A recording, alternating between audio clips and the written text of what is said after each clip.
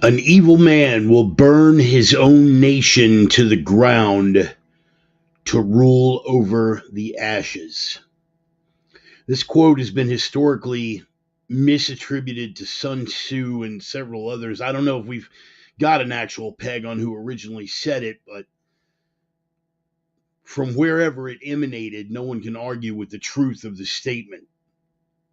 And you guys know that I'm very clear about not blaming the single figurehead for what is going on in the destruction of this country, particularly a man like that who doesn't know what planet he's on half the time. This is the result of the regime, but the principle remains the same. We can substitute regime for the word man if you want. It'll make you feel better. An evil regime will burn its own nation to the ground to rule over the ashes. No matter who said it, it's self-evident. Once upon a time, I thought that this woman was far and away the most egregious example of elder abuse, not only in popular culture, but on the planet. However, in the last 3 years, Sharon Osbourne's manipulation of her walking cadaver has been usurped by none other than this curtain-wearing cunt flap, Jill Biden. I think if you look closely from a different angle, which is why the photo was cropped like this, you can actually see her hand up his ass, manipulating his words like some sort of bizarre cadaverous muppet. I can't be too sure, and I don't want to get off into Alex Jones territory here, but do your own homework. I think you might be surprised at what you may find. All joking aside, it has gotten to a point of egregiousness where not even the mainstream press, also known as the propaganda ministry for the deep state and the regime, can cover for it anymore. When the special prosecutor came out and said a month ago that they wouldn't put him to trial because the jury would see him as an addled old man who was senile and losing his memory, they did the only thing dumber that they could have done. They put him out front in a news conference, which he proceeded to botch by showing that he was so far gone he couldn't even read a teleprompter. Now, they did their best to make a comeback, but even a couple of weeks ago, this was a Fox News poll, but the results are the same in Rasmussen and Gallup and a number of other pollsters. Upwards of 60% of Americans have major concerns about Biden's mental and physical health. Meanwhile, the gaslighters at MSNBC tell us that we're crazy. Well, nowhere was it more on display than the one chance they had to try to correct, and that was at the State of the Union address this week. Lie after lie, rehash after rehash. In fact, we'll be playing a few sound bites later of a Mark Dice compilation of how he's essentially given the same State of the Union address now for 3 years running. But the important bits were, of course, the lies. He maintains not only that the border is secure, but if it is in fact not secure, it is the fault of House Republicans for refusing to cooperate. Now, a simple 9-second effort on Google would easily reveal all of the Trump-era executive orders that he repealed to open this thing up. This is beyond incompetence. This is absolutely deliberate. And again, let me be specific. It is not this man or the cackling whore behind him to his right that is running the show.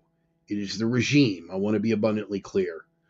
I threw this meme out earlier because the fallback is always that we can't close the border because we are a nation of immigrants. For a little perspective, Ellis Island, we all remember that from history class. Well, anyone who went to public schools before 1987 will remember it from history class. Nearly 13 million immigrants came in legally through Ellis Island. 13 million! But that was between 1892 and 1954. 13 million in 62 years. More than half that number, 7 million plus, have crossed illegally. Keep in mind, Ellis Island was a legal immigration point, and they were able to turn people away and did for any number of reasons. More than half that number, 7 million plus, have crossed illegally in just the last 3 years under Biden. Nation of immigrants, get bent. It is nowhere close to the same thing, and we cannot possibly sustain this without cultural collapse.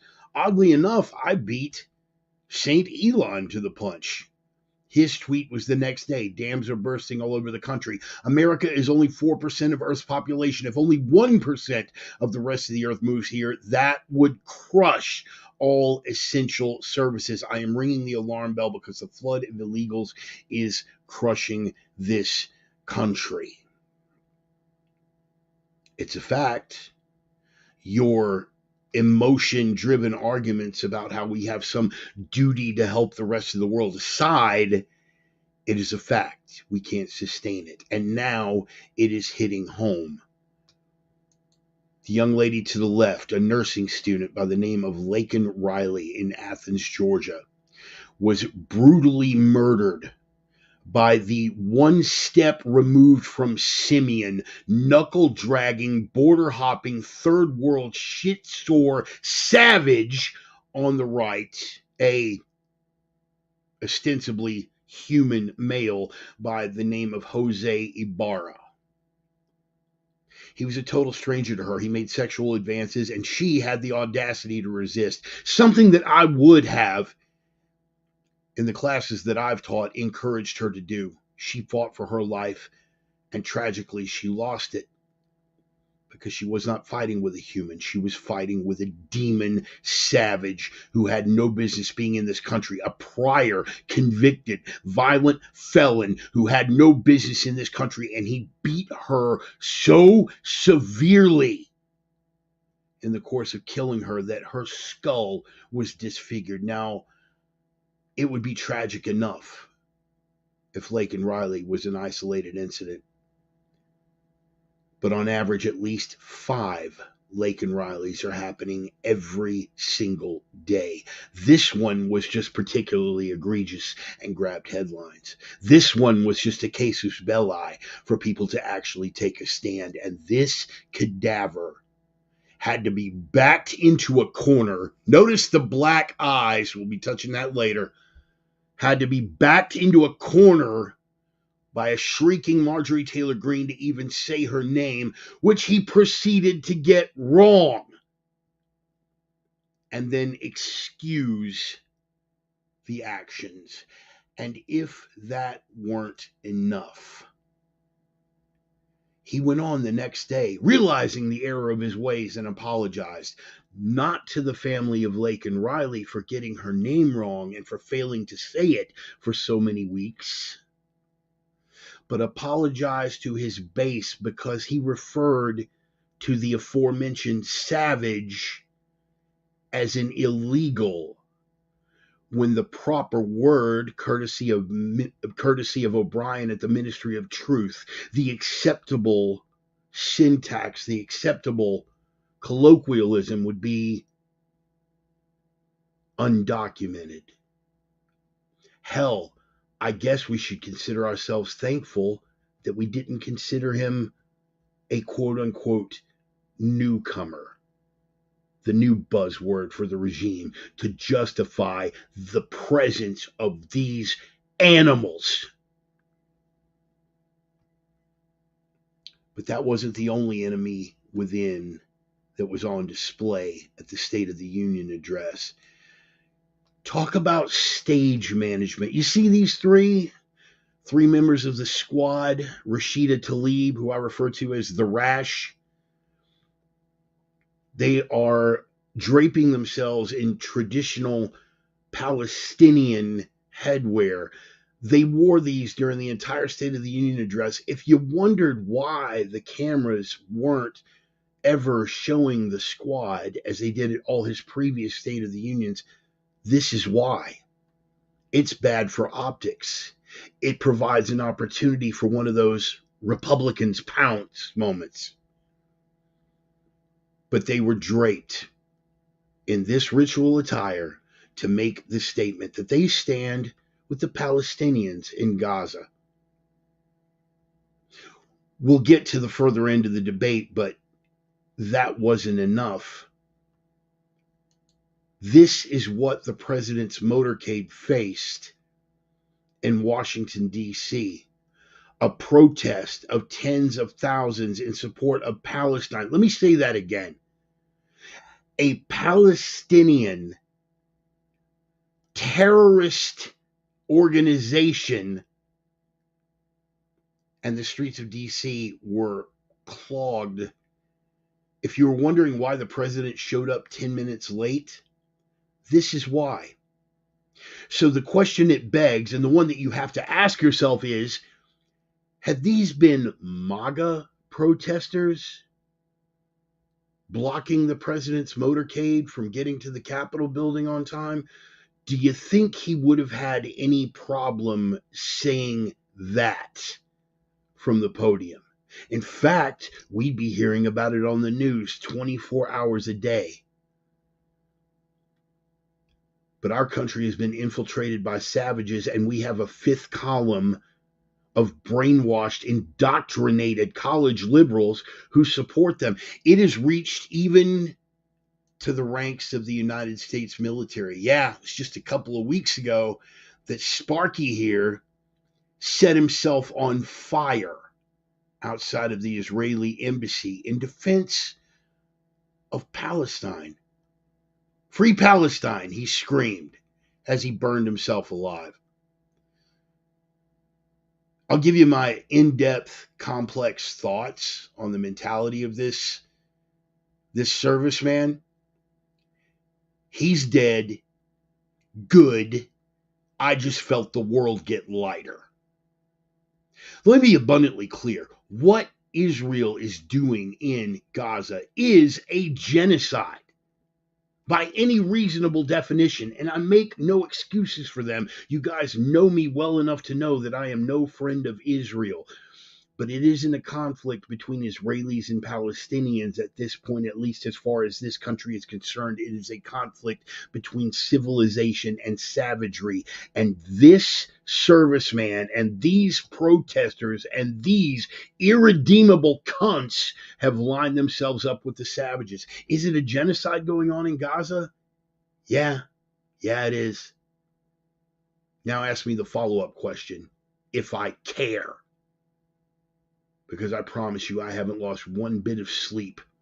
As far as I'm concerned, they are doing a job that we don't have the balls to do over here that we very well should.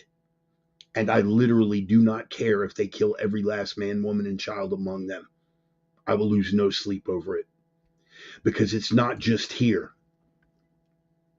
From the river to the sea, they projected on Big Ben in the UK. The UK is already lost. Huge swaths of Europe are already lost. This is a clash of civilizations. No matter whether that offends your delicate sensibilities or not. They put so much pressure on the UK Parliament that the UK Parliament had to change the way it does business so the members of Parliament would not be assaulted and possibly killed if they voted against a ceasefire. This is rule by the mob. This is how civilizations die. The sooner we get our heads around that, the better. Now, there's a lot in Scripture. My friend Ryan loves to bring this one up. As well he should. Pointing out inconsistencies is important, and anyone who is afraid of dealing with what looks to be inconsistencies does not have the right to take a position. I am never offended when Ryan or anyone else calls me out on things within the Scripture, ever. But this is one he calls me out on frequently. Blessed is the one who grabs your little children and smashes them against a rock. Sounds pretty brutal. But again, we are dealing with a conflict, a clash of civilizations. So just for context, let me give you the whole passage, starting with verse 7. It's Psalm 137, by the way. I'll start with verse 7. Remember, O Lord, the children of Edom in the day of Jerusalem, who said, raise it even to the foundation thereof. Who are they talking about? They are talking about the enemies of their civilization. Verse 8, O daughter of Babylon, who art to be destroyed, happy shall he be that rewardeth thee as thou hast served us. Verse 9, happy shall he be that taketh and dasheth thy little ones against the stones. They are not talking about infanticide for its own sake. They are talking about infanticidal vengeance against the power that gladly would have returned the courtesy if only they had the stroke. And infanticide, like it or not, boys and girls, is a weapon of war as old as conflict itself. If you think those benevolent, poor, downtrodden Palestinians would not gladly return the courtesy, I refer you back to October, where they did. It is not our fight. Our blood and our treasure should not be shed, either for those that deny Christ and put him to death, or those that despise Christ and put to death his followers. Not our conflict. But since we're on Psalms and we're looking at enemies within, not over there, but here in the West, the invaders that seek to divide and destroy us, my response to them will also come from the Psalms. Psalm 55, verse 9, destroy, O Lord, and divide their tongues, for I have seen violence and strife in the city. And we have not begun to see violence and strife in our cities yet. It is coming.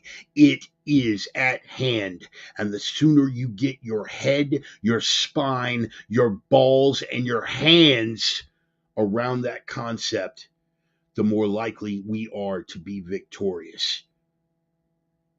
The longer we wait to acknowledge what we are facing,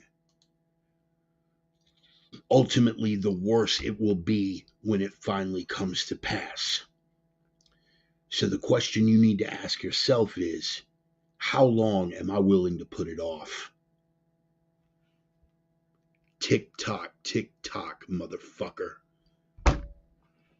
The opinions expressed by the Reverend are his own and no one else's on the planet. Not friends, not foes, not supporters, not detractors, not sponsors, and certainly not employers. They have been adjudicated thought crime in all jurisdictions. Consider yourself warned. They are coming from the heart. They are guided by the mind. They are guaranteed to stretch open that cock holster and force feed you a throbbing dose of truth cock, whether you like it or not. Welcome back, boys and girls. It's time once again for the Sunday sermon. I'm a little fired up this week, man. It's what happens when you leave me without doing a sermon for a month at a stretch. Let's see who showed up for the comeback, man. Everybody in for the drum roll. Yes, sir. The bumper music, as always. Little gut-stomping rock and roll band, Red Desert, from the smoldering embers and ruins of the once great American city of Minneapolis, Minnesota. The name of the band is Red Desert. The name of the track is Older No Wiser. Every week I get a little bit older. Every week you guys get to decide if I've gotten any wiser. Some weeks I do better than others. I can't speak for this week. I know I'm a little more charged up this week than usual. There was a lot going on that was boiling up in my head. Let's see who's on board, man. Brother Joel. OG Reverend's Ranger. OG Reverend's Ranger, Dennis Weimer. Gaslighting was the word of the night at that speech. You got it, brother. You got it. Gaslighting, easily, by far. What do we got? I'd like to hear you speak on the 17 million and rising dead for taking the COVID shot. Damn it, Ryan. That's the kind of thing you need to hit me with before I go into the opener. But you know what? If we got some time at the tail end, I will pull up a tab just for that. Alex Berenson is doing some great work on that. among others. What do we got? What do we got? Stretch McLean protest support for Hamas. All right, we'll get into it. We'll get into it. We'll get into it. Hold up, hold up. Just again, you got to give me a position to clarify here. Brother Clem, happy to have you on board. Bro, your farmers over there in France kicking ass and taking names. Very, very impressive. Very, very impressive. Let me see what we got. Brother Doug on board. Glad to have you back, brother. Miss hearing your message. Hope the crane gig went well. It was fantastic, man. It was short. It was short duration, but I kind of like that, man. Just get in, make your money, and get out, man. Just kind of like a hit and run sort of thing. What do we got? Yeah, we got Brother Dennis. All right, man. Looks like all of the usual suspects are here in the house. We're going to get running on it. 2 she-bears to kill 43 kids. Brother, I can only deal with context one at a time, okay? Let me hit the psalm first. We'll do the bears killing the kids next week. Give me some bullet points, man.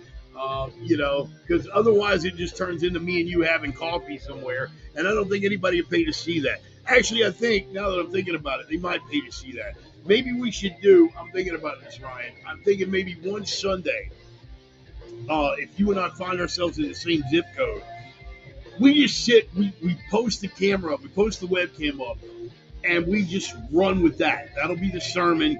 We get a couple of cups of coffee and some spicy bulldog ramen at that little Asian place around the corner from your spot down in Houston, and we just rail, man. We just rail. We go with it. Phil Lewis, watching from Tyler. Brother, glad to have you on board. Thank you very much. Oh, shit, bro. Good to see you, man. Glad you made it out. Glad you made it out. Noah, look at that. Brother Noah on board, too, man. Wow, we got some new faces out here, man. Fantastic. And by the way, listen, man, I want to be abundantly clear on this. I figure Deacon Mark is hiding out somewhere here. I don't see him on the YouTube scroll, but he might be watching on one of the other platforms, and that's cool. Listen, man, I am always abundantly clear. I am not a biblical scholar or an authority, and I know a lot of times I overstep my bounds with regard to stepping outside of the depth of my knowledge on particular subject areas.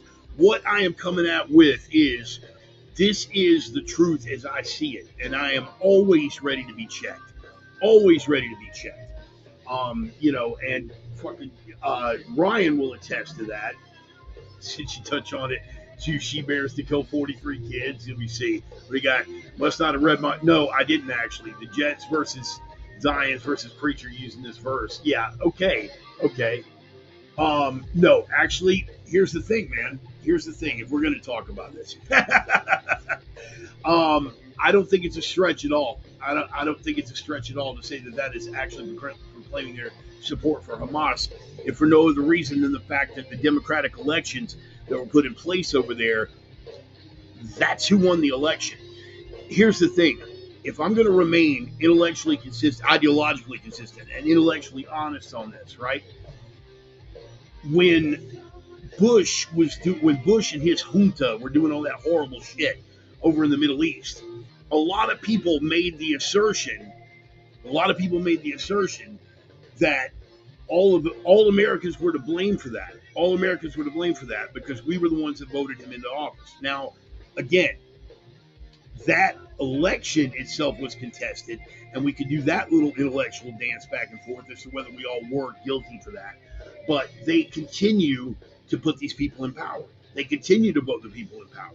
Rashida Tlaib, man, when she's been backed into a corner on it, has acknowledged support for Hamas as the ruling party of the Palestinian people. Anyway, man, we're going to go ahead and wind this bumper music down because we're going to get into all of this stuff, and I'm talking all over it in the opener. But yeah, man, we're going to get into all this stuff, man. It's going to be a long program, and I'm going to be hammering a bunch of things here.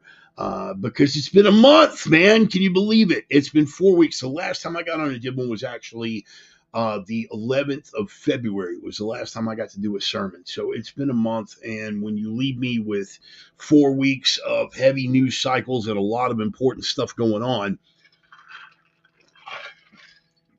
I get all boiled up, and sometimes it comes pouring out of me to the point where it's hard for me to keep things in between the line and to be able to articulate properly. It just comes out like some Alex Jones type rant which, and they are putting chemicals in the water to turn the freaking frogs gay. They really are. Um, but that's not what we're going for here. That's not what we're going for here. And again, the overarching theme is the fact that it is undeniably a clash of civilizations at this point. Um, again, I've been abundantly clear. My hatred of radical Islam and my absolute disdain for the Palestinian people has absolutely zero to do. This is not a zero-sum game, right? This is not a, well, if you're not with us, you're with them. No, the enemy of my enemy is my friend. Not necessarily at all, particularly in this case, but again, we'll get into all that later. Let me couple quick sponsor shout outs because I got to get this out of the way. It's been a month. First and foremost, and Roman, thank you so much for your patience when I got to go on these gigs and stuff. You have been a very, very firm supporter for a very long time, and I appreciate all the efforts that you do to keep this thing rolling. Roman, and of course his lovely wife Carrie, and Roxy and Allie, and all the other gorgeous naked women whose names I can't remember. This happens when you spent 20 years in the strip club industry. Like naked women who ordinarily you would fix it, you just kind of drifts in and out the other. But anyway, over at opiumtales.com, they are the erotic pinups and portraits people. Roman Riva on Amazon. You can find it from dork to pimp daddy. His journey as an artist, going from basically just a scrub little nobody to a fellow who gets paid for the privilege of painting these beautiful freaking naked women. And if you go and check them out at opiumtales.com, on top of all the beautiful watercolor work and the beautiful naked women, there is plenty of testosterone-driven commentary. So on Planet Bart, that is a complete trifecta. It's awesome. He's one of my oldest and dearest friends. He's been a supporter of the program for a long time. So opiumtales.com, please go check him out. Roman Riva on Amazon. You can find the book, Kindle edition. It's there for you. Check it out. Also, my Viking brothers, Casey and Dusty Tellison from Nordic Smoke Barbecue, the only legit barbecue in the Inland Northwest, period. End of statement, done. Yeah, but what about sit down, shut up, you're wrong. Only legit barbecue in the Inland Northwest, end of statement. And now is as good a time as any to make an announcement. I'm thinking in terms of long-term goals, people.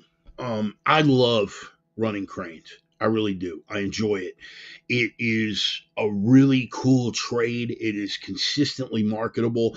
I work when I feel like I need to. I don't work when I feel like I don't need to. It has given me my life back. It has given me my autonomy back.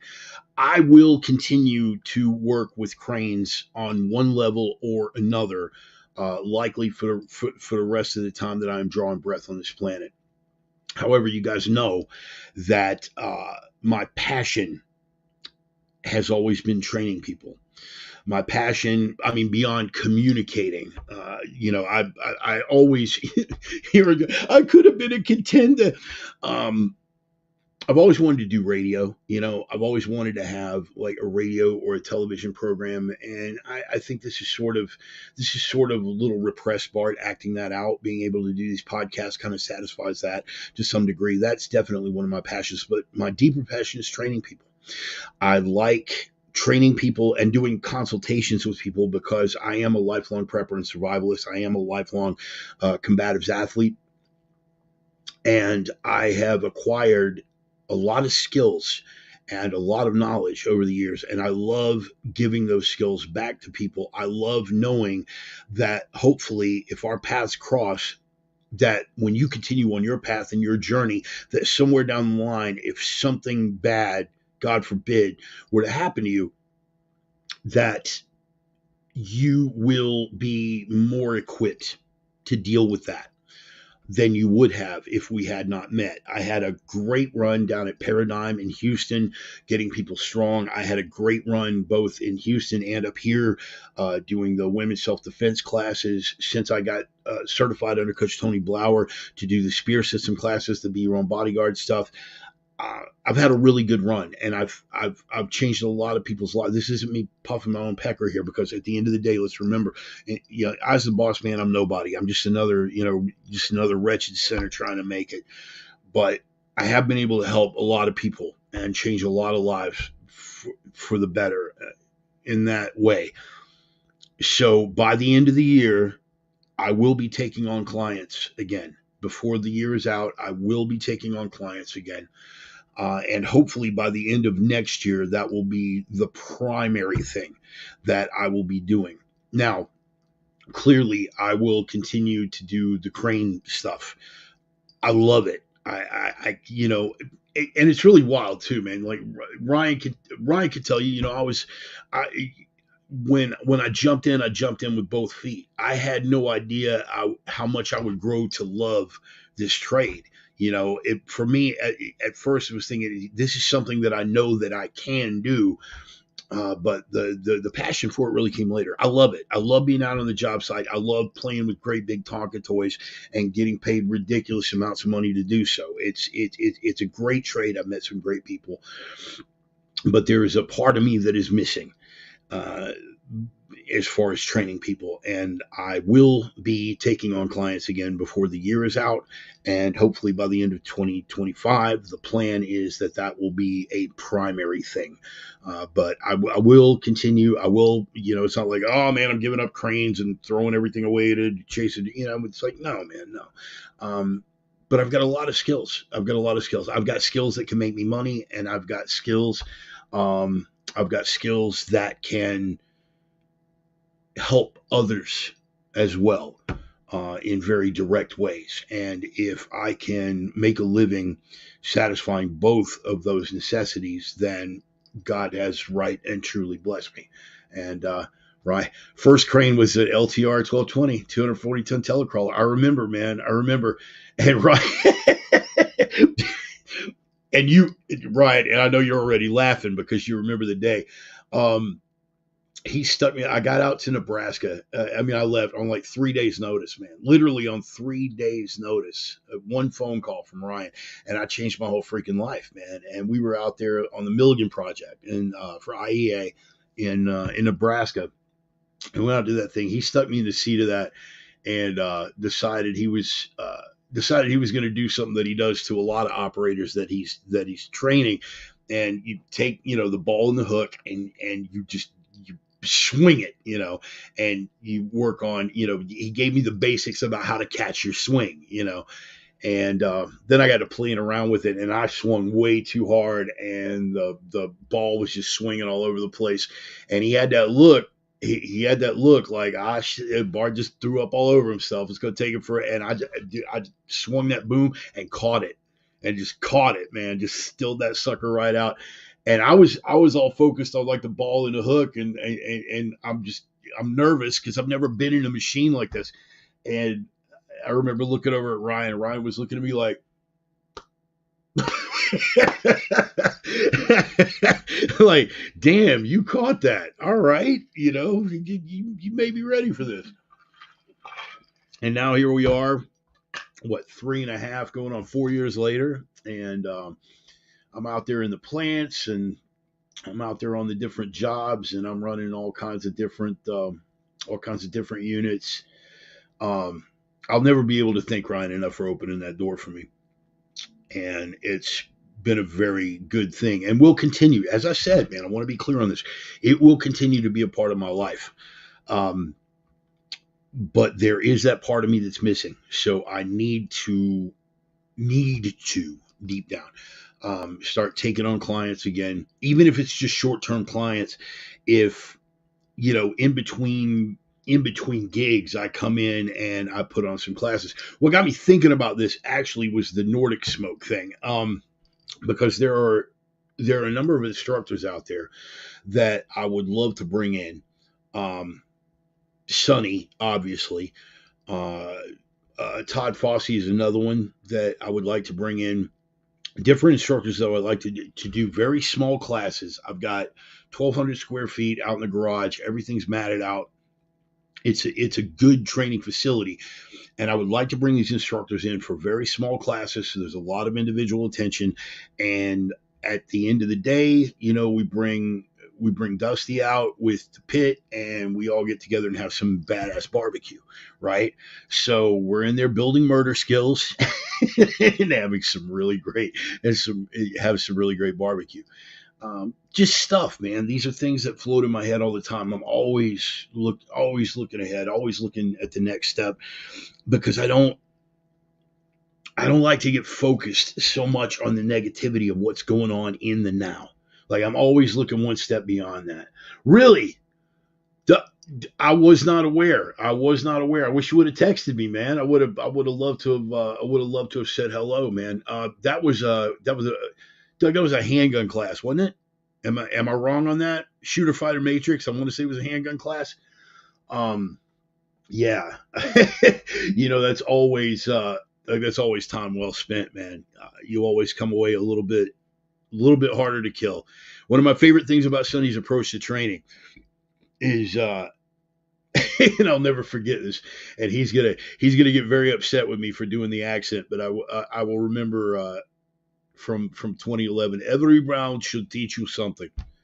Perhaps this round is teaching you that you suck and you need to suck less.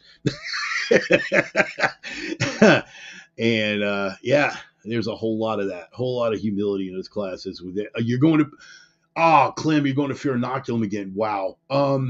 Take care of my boy Stone. I don't see him on the roll call, Clem. He's not here today, but take care of my boy Stone. I've known Mike Stone since 1995. Man, he was basically just a scrubby little tattoo kid when I met him. Hell, let me see, Clem. I don't want to make any promises. Let me see. You're bringing your brother along. Okay. I'm gonna try. I'm gonna try to make it out. I don't want to make any promises. It's really going to depend on what happens over the course of the next week or two. But I would love to. Hell, man, even if I don't make it down for the class, I would love to at least come through just to see you guys. If we could make that happen, guys. For the record, Clem, my little Frenchman buddy here. A lot of people, Tommy, glad you made it. A lot of people talk a lot of shit. And I know because I was one of them. People talk a lot of shit about two things. One is the French, right? And the other, Emmy, glad you made it, sweetheart. The original Sinner Sister herself. She's here. Cool. The other is Systema, right? Because sadly, there have been a number of very, very poor representatives of Systema out there. Guys that are doing this, mystical, no touch stuff, and it's just a bad thing all the way around. Doug's going to be at Fear Inoculum. Damn it! All right, I'm feeling compulsion now. I will tell you two things, since we're talking about people like to make fun of the French and like to make fun of Systema. Clem hit me so hard, and Ryan, you know this. I have been in the ring and the cage with some very, very, very hard hitters. I mean, killers, man, big dudes. And I've been hit hard, man. I've been rocked by some really big dudes. Clem is not a huge guy. In fact, I think Clem, conservative estimate, I think I probably outweigh you by about 30, maybe 40 pounds. Clem punched me so hard using what essentially was a Systema technique. And he punched me so hard that I literally felt my organs displace. Damn it, Shin's going to be there too. Okay. I think you guys are ganging up on me now. I think that's what's actually happening here. Is that I think Sonny at the last Bratva meeting basically said, "Hey, look, Bart couldn't make it. How about we guilt trip him a little bit and get him out here for Fear and Knock?" Damn it. Okay. All right. I'm going to pull some strings. I'm going to see what I can do. I'm going to see what I can. Really, I'm going to see what I can do. I don't want to make any promises. Don't want to be telling tales out of school, but I will see what I can do. I will see what I can do. That's a hell of a class, by the way, too. For all of you guys who have ever wondered about training with Sonny, and look, yes, you are going to be it's going to place you under a substantial amount of physical demand. It is, but the physicality of it isn't the primary focus. When he says that class is transformative, I mean transformative. He's going to go into some deep, dark levels in here and in here that are going to shake you up and leave you a much different person than when you came in. And it's heavy. It's one of the best things that ever happened to me.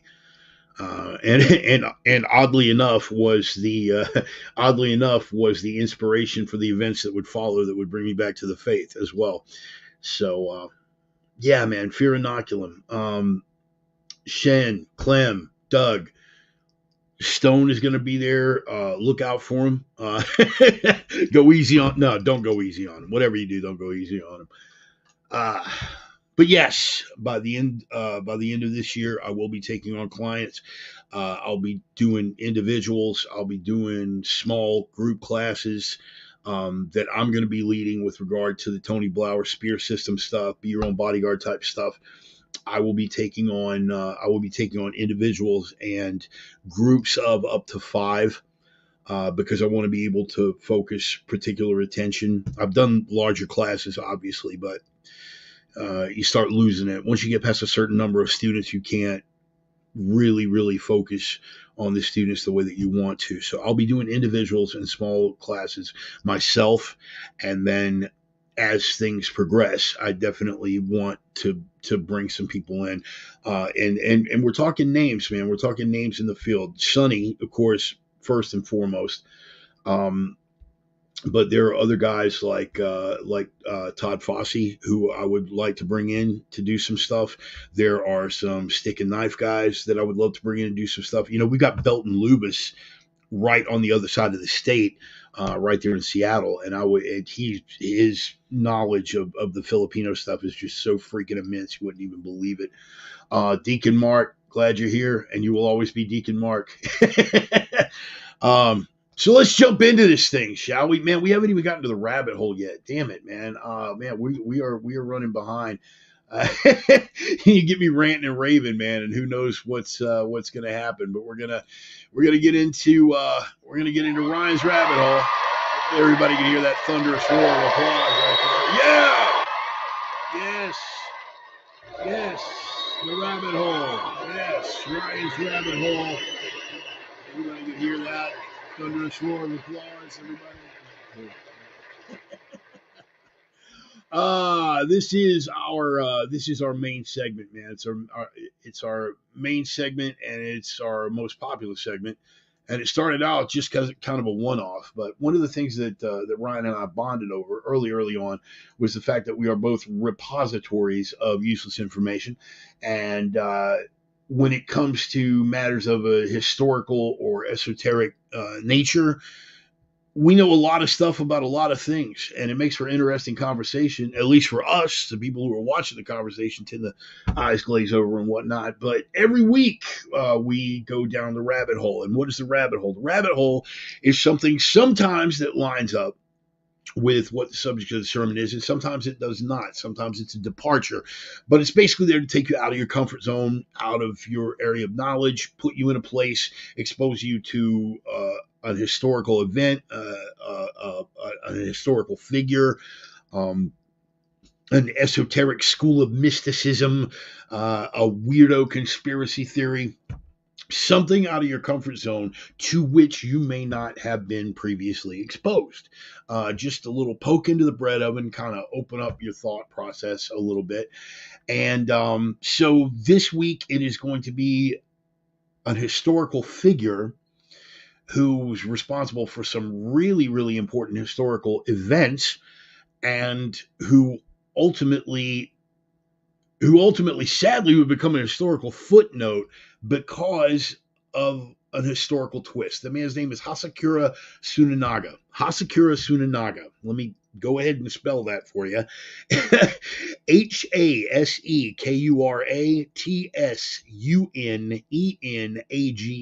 Hasekura Hasekura Tsunanaga.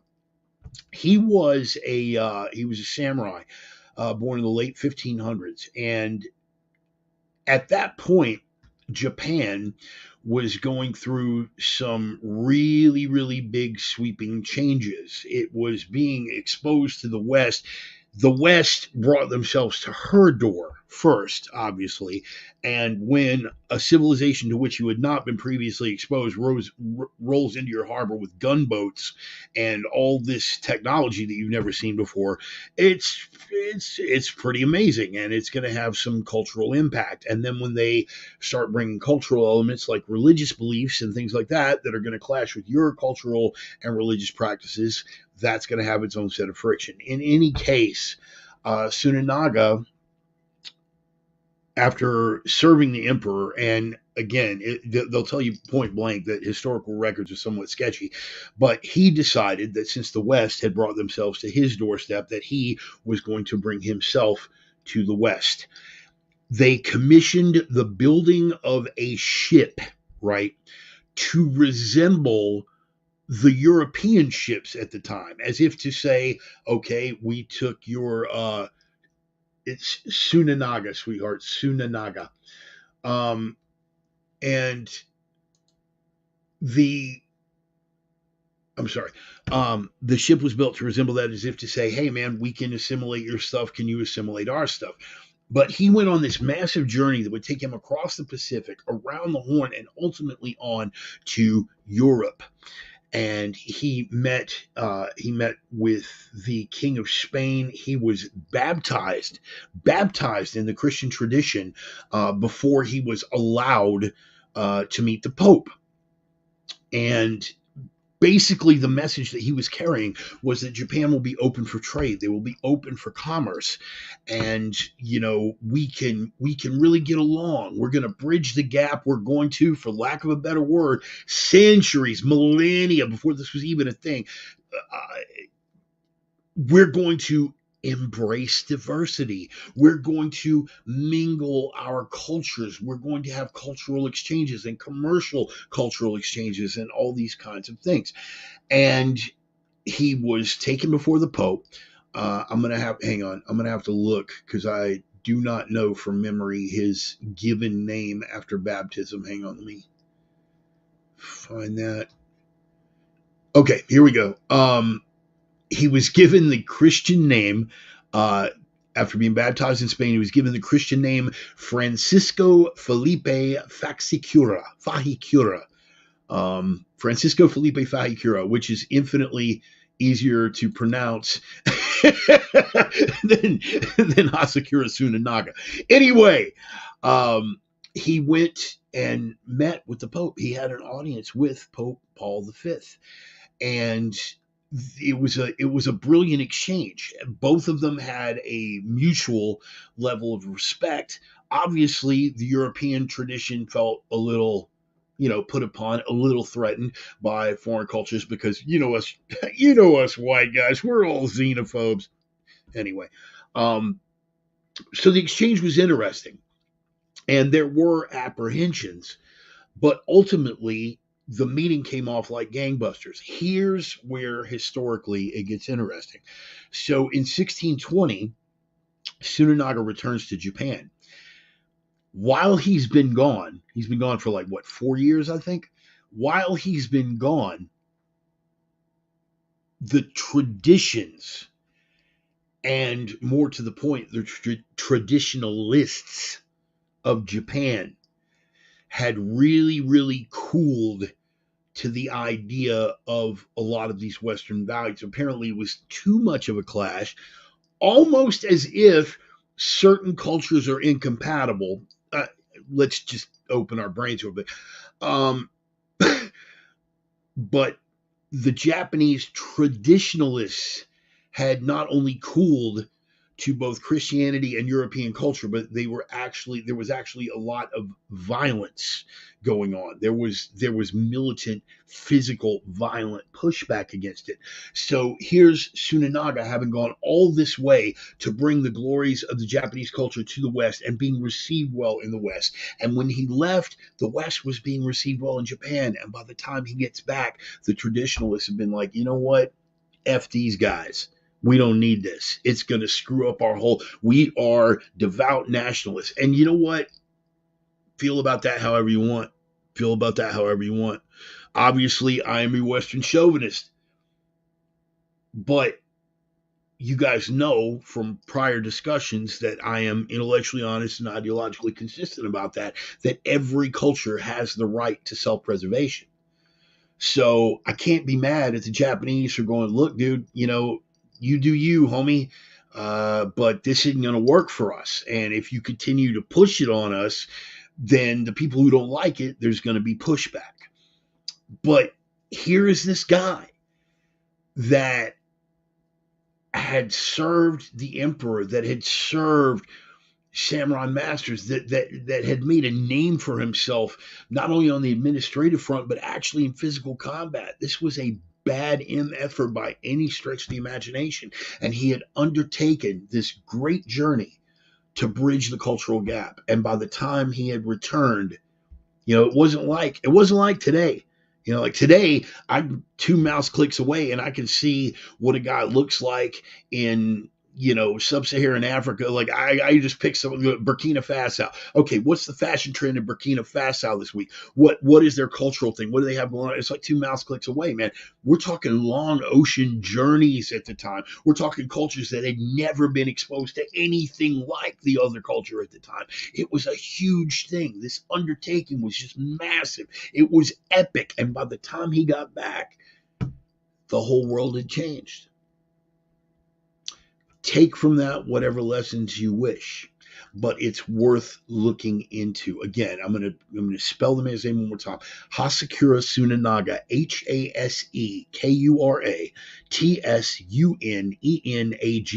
And if I had been smart, I would have just put it on a tab where I could click on it. But I neglected to do that because I was in the middle of show prep and I was heavily caffeinated. So that's my story and I'm sticking to it. But Hasekura Tsunenaga, man, look into this guy. I mean, a samurai that met the Pope. That by itself, a samurai that met the Pope. How freaking cool is that? And where is that guy's movie, by the way? Right? I mean, we can make movies about all these historical nobodies that happen to fit a narrative. Man, I mean, that is an epic freaking story, man. Where is his movie? And if there is one that's already been made, how come y'all didn't tell me about it? More caffeine. That's what I need. That's what I need. That'll settle me down. Right, yes. He met the King of Spain too. He met not only the King of Spain, met the entire royal court, met several high-ranking members of the French aristocracy, and it was in Spain where he was baptized. Like the Christian church pretty much insisted on it. It's like, look, man, we know you got your culture, we know you're a Shintoist and this and that, but if you're gonna meet the Pope, we gotta do the sprinkle and Dominus Oblis. We gotta, So anyway. Crap, we're an hour late. You know what, man? It's entirely possible that I may have started an hour early, bro. I thought that I had, but you know what? I think what threw us is the daylight savings time. Either I set my clock too far ahead or somebody neglected to whatever. Doesn't matter. You guys are here, man. You guys are here. We can see the replay. It's beautiful. So anyway, that is Ryan's rabbit hole for the week, Hasekura Tsunenaga. And guys, when you dig deep on that, even that long-winded rant that I just went on doesn't begin to do this guy's journey any justice, which of course is kind of where we wanted to be with the rabbit hole, man. We want to put it out there to where you guys can go as deep as you want on that. If you listen to it and you say, yeah, that was a pretty cool story, and you go on about your business, cool, you at least learned something. But what we're hoping to do, if we're having like a really good rabbit hole for the week, is somebody go, wow, man, I never even thought about it on that level. And then they do a super freaking deep dive and they go for it, that's optimum. And if any story that we've ever told is deserving of a deep dive, that's definitely the one. And again, why movie was A samurai at the Vatican. So there was a movie, and you didn't tell me.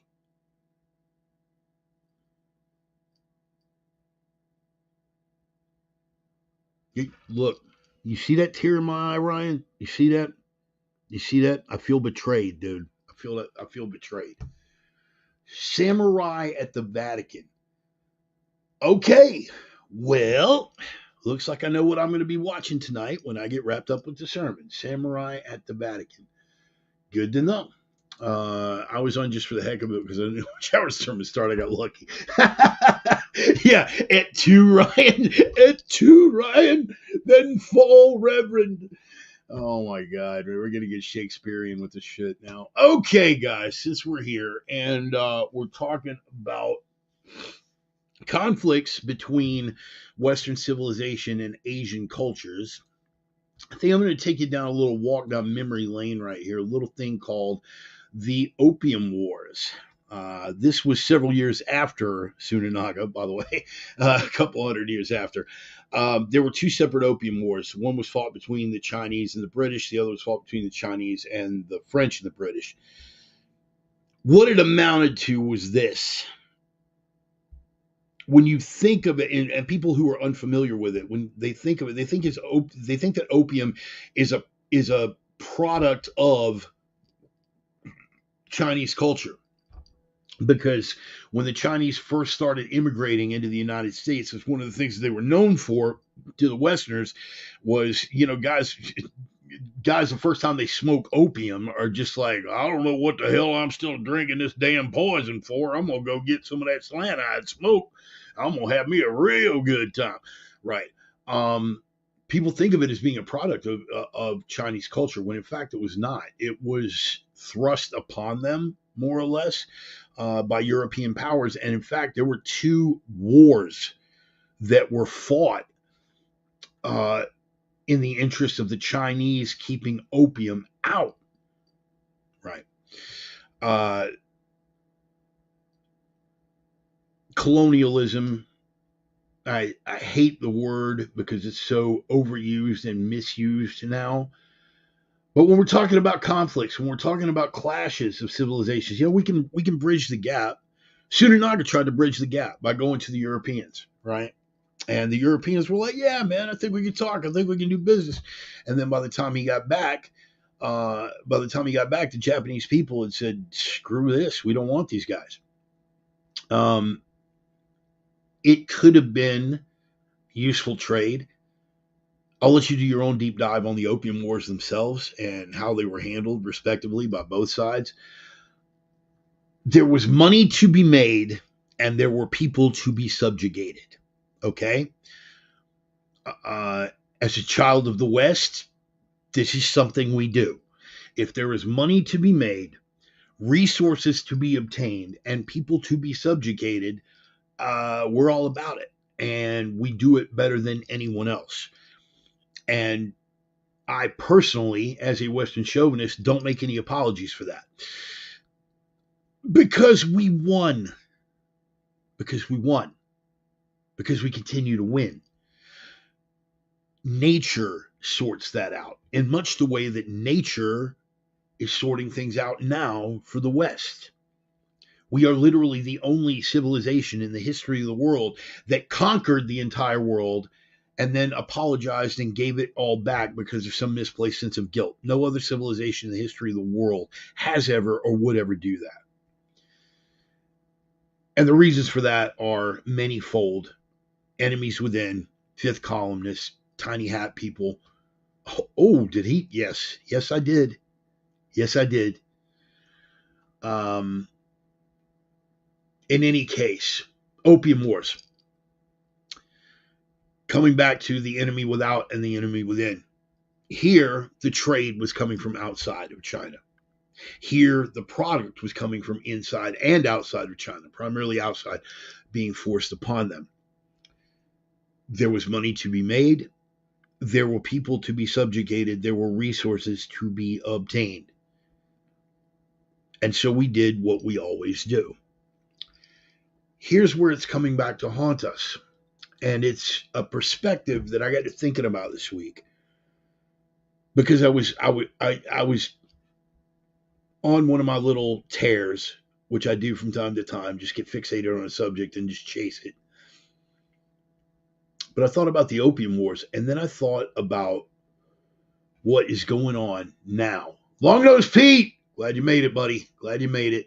David, you're here too. Cool, cool, outstanding. I'm gonna have to go back and do another roll call here in a minute. Um, Wait, you're literally telling us opium tale? Yeah, that's pretty clever, buddy. That's pretty clever. So here's my take on it: is we are being revisited with some of our own historical sins. Why? Because the Chinese are devout students of history and they've got long attention spans. That's how they have persevered through their own mistakes and the troubles from outside over all these many, many years. They have long memories. They think in terms of the long game. They think generations down the line, where we're thinking about 9.5 minutes on a good day. This is why they're winning. Remember what I said about that law of conquest. We won. We were better at it than anybody else, and now we have lost it, and we are on our way to losing completely. And if that happens, guess what? Historically, we will have deserved it. FGM or FMG, right? FMG. Funny Mustache German. We all know Funny Mustache German. What did he say to his own people? That if the German people lacked the national will, and the end of it when he was losing, he was like, this is the natural order. If we lack the will to fight, if we lack the will to resist, then nature will erase us from the face of the earth and we will deserve it.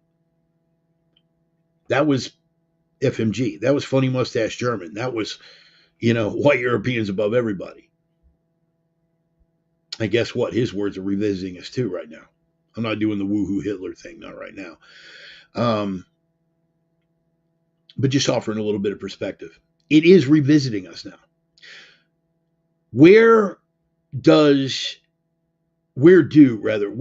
the precursor chemicals for fentanyl come from? Yeah, right. Yeah, that's a propaganda method, and I'm gonna go into that too, Roman. All of the precursor chemicals, and it's funny because all of the precursor base chemicals for the steroids that I do are all coming from China as well. If China wanted to eliminate a heck of a lot of very strong bodybuilder and strength athlete types, the next batch that comes across for all these UGLs, underground labs that are manufacturing steroids here in the United States, they just need to poison a few batches, like a long-acting poison, something that doesn't kick in for a few days. And there would be thousands of dead bodybuilders and strength athletes like all over the freaking country. All the base chemicals for the steroids that are being manufactured in UGLs over here, underground labs, come from China. All of the precursor chemicals for fentanyl and carfentanil and the new fentanyl analog that I did not pull up a bullet point on, but there's one now that's even deadlier than carfentanil, right? That was manufactured by U.S. pharmaceutical companies in the 1950s and shelved because of its lethality. Some enterprising young Chinese scientists found this in the digital records of old formulas for like Pfizer or Johnson & Johnson, one of the big ones, and they've started putting this onto the market as well. All the precursor chemicals are manufactured in China and shipped to the cartels in Mexico. Here's where it gets even more sinister, something of which many of you might not be aware. Fifth generation warfare. The Chinese could not possibly pull off a Red Dawn scenario. Nobody could. Nobody in the world could pull off a Red Dawn scenario here in the United States as we are today. They couldn't do it. The Japanese were a very, very powerful military empire, and was it? I want to say it's Yamamoto, but I'm probably misattributing that. But they asked him, when were we going to invade the mainland United States? He said, never. There would be a rifle behind every blade of grass. The Chinese know that they could never pull off a Red Dawn scenario. Side note, the Chinese are also powerful enough in Hollywood that the abortion of a remake of Red Dawn was supposed to have the Chinese as the enemy, and they had it shifted to the North Koreans because that's how much China controls Hollywood. I digress. China could not pull off a Red Dawn scenario here. So how do we erode the United States? Erode it from the inside out. Culturally, because again, the stroke that they have in Hollywood, right? And again, it comes back to what Roman was just saying about wokeism, the cultural influence that they have. Do you think the Chinese teach their kids about gender pronouns or cut the cocks off of healthy 13-year-old boys or the tits off of healthy 13-year-old girls? No, they do not. Nor would they allow such a thing. Nor could they even contemplate it like, dude, are you serious? Well, if we get the Americans to do it, yeah, they'll probably do it. Boom. That cultural influence. This is warfare. Boys and girls, we are at war right now. And here's where it gets even, right? Was it Tojo that said that? I don't know. Somebody Google who said rifle behind every blade of grass. I don't think it was Tojo. I think it was one of his generals, but I could be wrong. I'll bet you a cup of coffee. How about that? It was Hirohito. Oh, okay, Hirohito. Okay, thank you very much, Brother Joel. Appreciate that. By the way, I hope some of the residuals from those mushrooms the other night are at least making things bright and happy for you right now. It is warfare. We are at war. And here's another factor that some of you may not even be aware of, let alone have considered. Pill presses. I had a very dear friend of mine, the closest friend that I had up here in this part of the world. And the older I get and the more of my friends from Houston die, the more important those bonds are to me. I have just a couple of very, very close friends here, and one of them died a couple years back from a fentanyl overdose. He bought several pills thinking that he was buying hydrocodone. And Austin Cost and I, we're lifters, bro. Here's a dirty little secret. Every strength athlete, every combatives athlete is a secret painkiller junkie. And sometimes not so secret. Not in we can't live without it. Not in we need it every day or we're going to be dope sick kind of way. But if you are a serious strength athlete, a serious combatives athlete, you pretty much stay hurt, right? And if somebody puts a Vicodin, right, thank you, Roman. Yeah, it is juicing and lying about it. You bet your ass. If you put a painkiller in front of them, they're going to do it, right? And they've got a good enough tolerance or their pain is that freaking bad that they're probably going to do more than the average person. Like most of y'all who are watching this, okay, well, several of y'all who are watching this, I keep forgetting who my core audience is. But a lot of you guys who are watching this, if you take one 10 milligram Vicodin, you're going to be loopy as hell, right? I can eat 6 10 milligram oxys and drive, okay? Not because I'm that much of a badass, but just because the pain is that much. I've taken them for, in one way or another for a long time. I've gone months without, but if you put one in front of me, boom, I can pop it and I'm good to go. In any case, Austin Cost, dear friend of mine, bought a handful of pills thinking that they were hydrocodone. These were pressed fentanyl. These pill presses have gotten These pill presses have gotten so good that you literally cannot tell the difference. And as much as I do love something taking the edge off the pain, if I don't see it come out of a prescription bottle, I don't trust it anymore. That's how scary it is.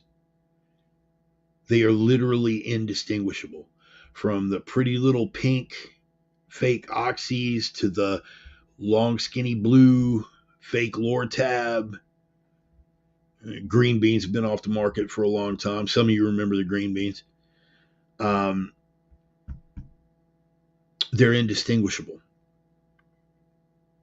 And my friend, my brother, Austin, bought some pills, thinking that they were hydrocodone. The ones that they found on him that he had not taken, they figure he took about what he and I would usually take. You just pop 2 or 3 and be good to go. The ones that they found on him, they said were indistinguishable from legit pharmaceutical Lortab. So here's something you guys might not be aware of. Those pill presses that the big companies over here use are manufactured in China. That's not surprising.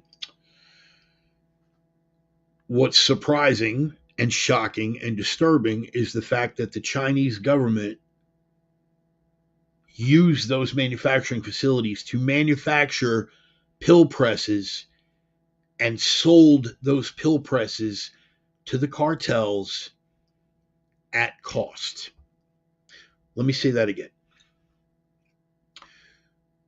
The Chinese who manufacture these pill presses, all of those major industries are controlled by the CCP, Chinese Communist Party. It's not like a business. It's not like some business acted alone. Hey, we're just going to make some money here without approval. They knew. They manufactured the pill presses for the pharmaceutical companies over here. Same company that manufactures those pill presses manufactured the same pill presses and sold them to the cartels at cost.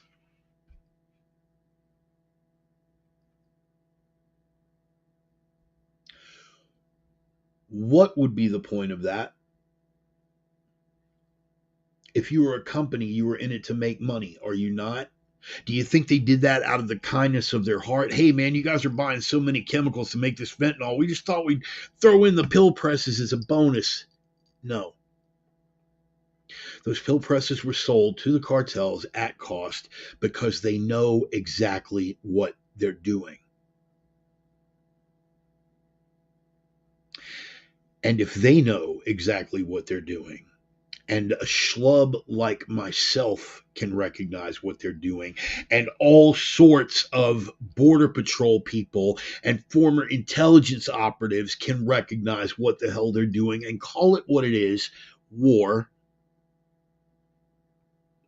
then you can bet your ass that the regime knows about it. Biden doesn't know. Biden doesn't know what day it is. But the regime knows. When you look at the open border and that crisis situation, they are aware of it. They are absolutely aware of it. This is not incompetence. I would love to be able to laugh it off as, wow, these guys are really stupid. They're not. They know exactly what they're doing. Meaning that for all intents and purposes, they are offering aid and comfort to the enemy in a time of undeclared war. If you don't believe that it's intent, here's a criteria to judge by. If it was incompetence, we're just really stupid and can't hold down the border, but then a state took it upon themselves to close off their area of the border. If it was just incompetence, you would look at that and go, wow, they're actually being successful at closing the border. That's one less thing that I have to do because I'm dumb. They seem to be getting it right, taking the heat off of my hands. You go ahead and knock yourself out, wouldn't you? But this has gone on since the Obama administration. You remember Arizona? Remember Arizona when they raised their head up? Oh, okay, you guys aren't going to control the border. Well, then we're going to control our own border. And what happened? The administration sued them to keep them from enforcing federal law. We're not going to enforce it. And if you try to enforce it, we'll sue you to prevent same. This is intent. Why would they do that? How do they benefit? You know exactly how they benefit. They are shifting the racial, ethnic, and cultural demographics of this country with an influence. That's that great replacement conspiracy theory. Dude, look it up. They talk about it themselves. They're very, very open about it. Racially, culturally, and ethnically, they are shifting the demographic, and it is being done with intent. Here is what's happening that may or may not be done with intent. While that border is open, do you realize that in California last month was the turning point? It's been edging up on that for a while, but in California and parts of Arizona, they are encountering more Chinese at the border than they are Mexicans. That seems a little unusual, don't you think? What do we know about China and its citizens? If you want to leave, if you don't like your life in China and you're like, screw this, I'm going to America. How open are the Chinese about letting that happen? Generally, they'll stop you at the border, they'll put you in prison or kill you, and then harvest your organs and sell them on the market with the Israelis. Different topic. So how do you explain 30,000 Chinese, all of whom were military-age men, showing up at our southern border over the span of a month? Because that's what happened last month. 30,000 military-age male Chinese. Do you think they all just snuck out of the country and made their way to Mexico? Does that sound like something that happened organically? You open border Pollyannas. Well, the world should come here. You're not thinking it through.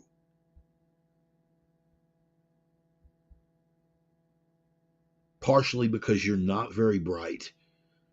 Partially because you were entirely controlled by emotion and not logic. But a big part of that is you're just not informed. It's not a leap. When you are encountering more, thank you, that is called an invasion. China is at war with America, unaware of it, or on the take like Swalwell, right? Eric Swalwell, by the way, politics are like my pro sports, right? People can, talk about the ball game because they watched every ball game that weekend. I can talk about every congressional hearing because that's what I watched.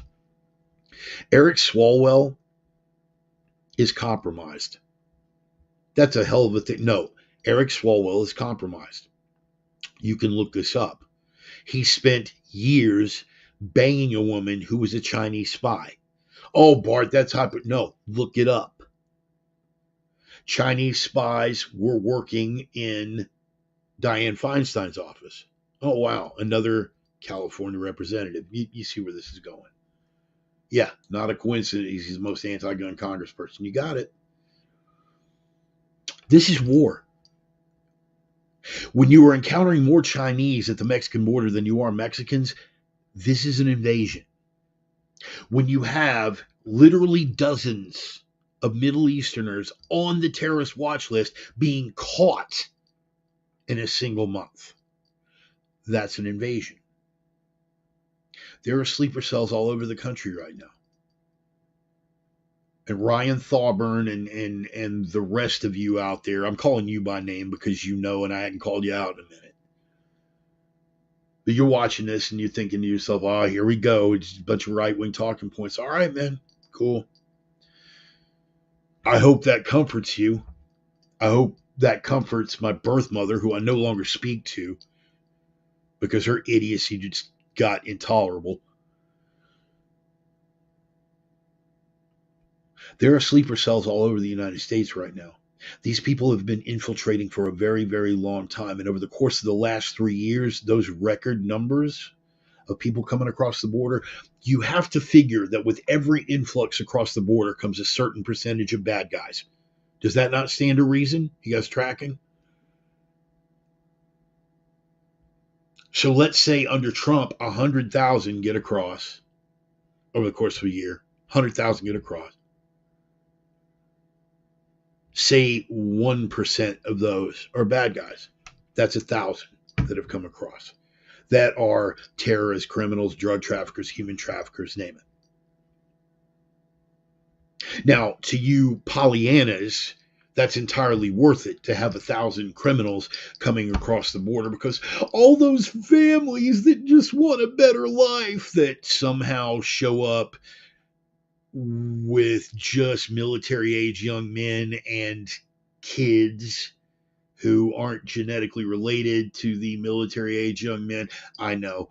Families coming for a better life, fleeing oppression. You're not very smart. Never were. Estimated 11 million under Biden. Yes, sir. Yes, sir. And those are just the ones we know about. So if you have, let's just ballpark it and say 1%. If you have 100,000 come across, that means 1,000 are going to be bad guys. If 1,000,000 come across and it's 1%, how many bad guys is that?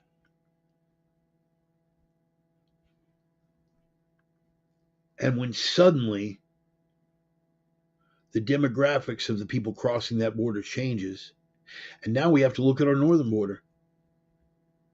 Personally, I'm surprised it took them this long for the northern border, because Trudeau is already in bed with the Chinese. They caught several coming across in Maine.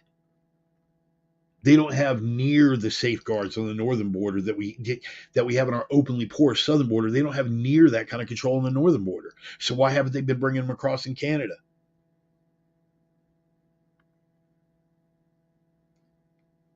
But that's coming. We are at war.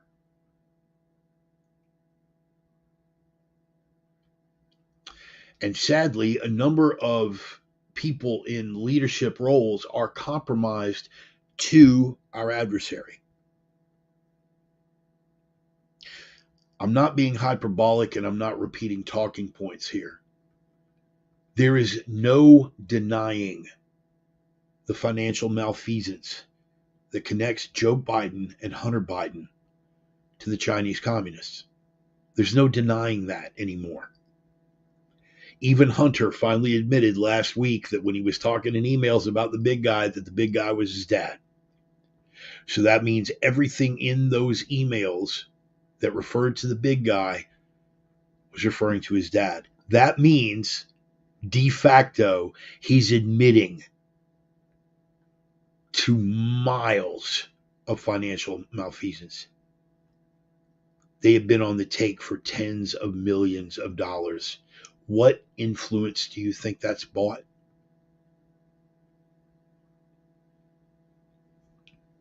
We are at war. If you have friends who are Pollyannas and do not believe this, cut them the fuck off. I can't be more clear about that. You're being divisive. Okay. Yeah, I am. I am being divisive. You're absolutely right. We don't have room for it anymore.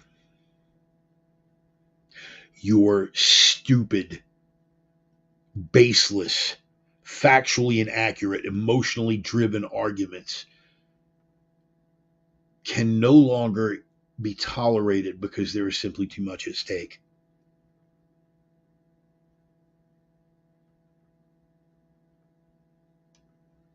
They're here. They're already here.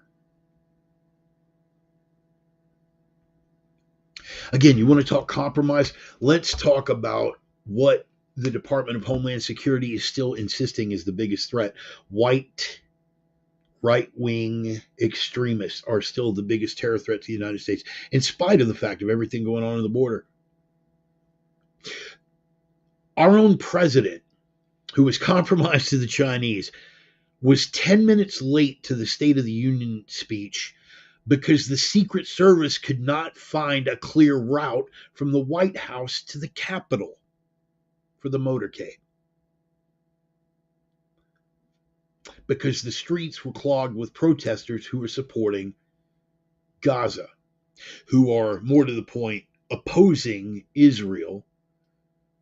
Good on them for opposing Israel. Good on them for calling a genocide what it is when it's a genocide. If it walks like a genocide and quacks like a genocide, it's a mallard genocide, but still a genocide.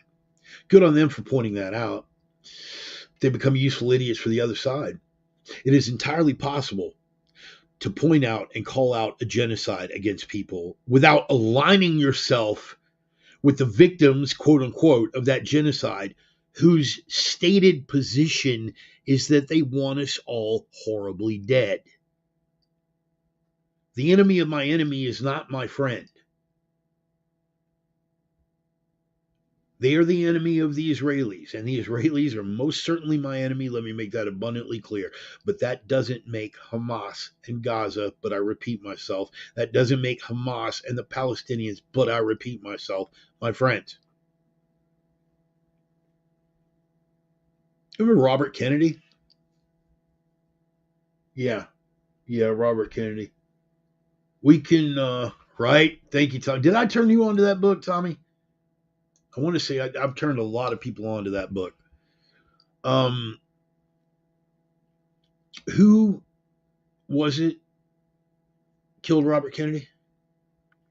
Sirhan. Where are you from? Right. Palestinian. Guy tried to kill Truman just outside of a government building. What was he upset about? What was he mad at Truman about? Oh yeah. Balfour Declaration in Palestine. USS Liberty. Yeah, USS Liberty. Who shot that up? Oh yeah, that would be Israel. They sank a ship and then machine gunned the lifeboats. So tell me why either one of these sides are good guys, right? I literally don't care. One side wants us on a short little goy leash with our checkbook doing what we're told. The other wants us dead. This is a no-brainer. How about y'all play My God Can Beat Up Your God, you play your little game over there, and we just stay the hell out of it. Anyway, I went way off topic there. The streets were blocked. The president of the United States could not find a safe route through a group of protesters in Washington, D.C. If those protesters had been wearing MAGA hats, do you not think we would have heard about it? Do you not think we would have heard about it incessantly ever since it began? Right-wing, crazy, neo-Nazi, MAGA extremists blocking the streets of Washington, D.C. How come the media only notices when the guys are wearing red MAGA hats? You know, it was BLM and Antifa maggots that stormed the White House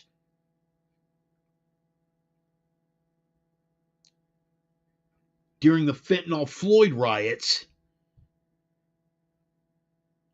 But that was mostly peaceful. So mostly peaceful that they laughed at Donald Trump for retreating into the emergency bunker. Remember how the media treated that? Here's how the media treats all those pro-Palestinian, pro-Hamas demonstrators blocking the president's motorcade. Chirp, chirp. Chirp, chirp. Chirp, chirp. Nothing but crickets. Why? Why? Is that not an enemy of democracy? Is that not an enemy of the regime? Does that not meet the same criteria? You know what is going on. This is not incompetence. This is all by design. Very important to remember that. Because the borders are going to remain open at least through January of next year.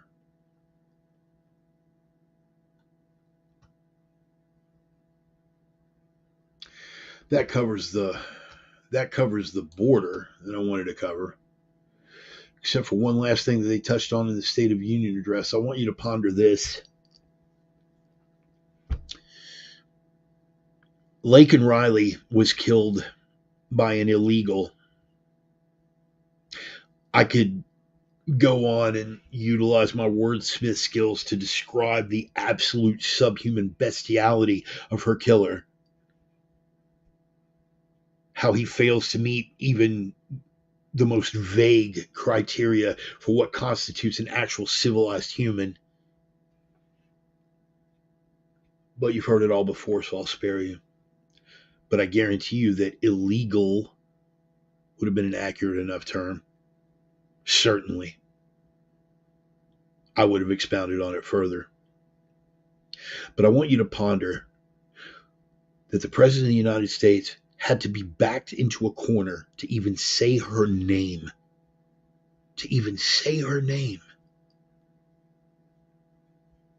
He was ready for it too. You notice, if you watch the State of the Union, how he picked up that pen? That pen was sitting there the whole time.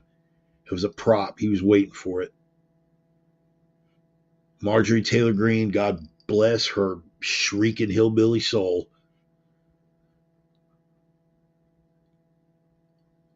He finally said Laken Riley's name. Only got her name wrong. Called her Lincoln.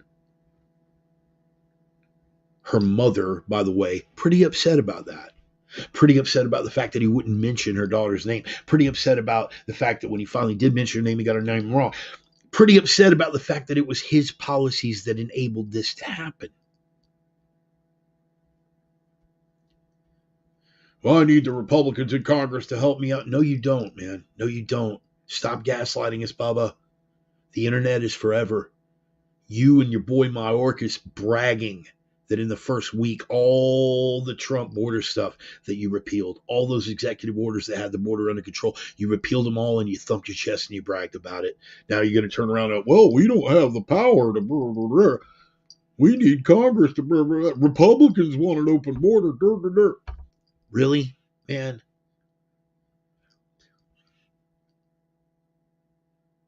It's not even a matter of don't engage with these people anymore. Don't associate with these people anymore. Extricate these people from your life.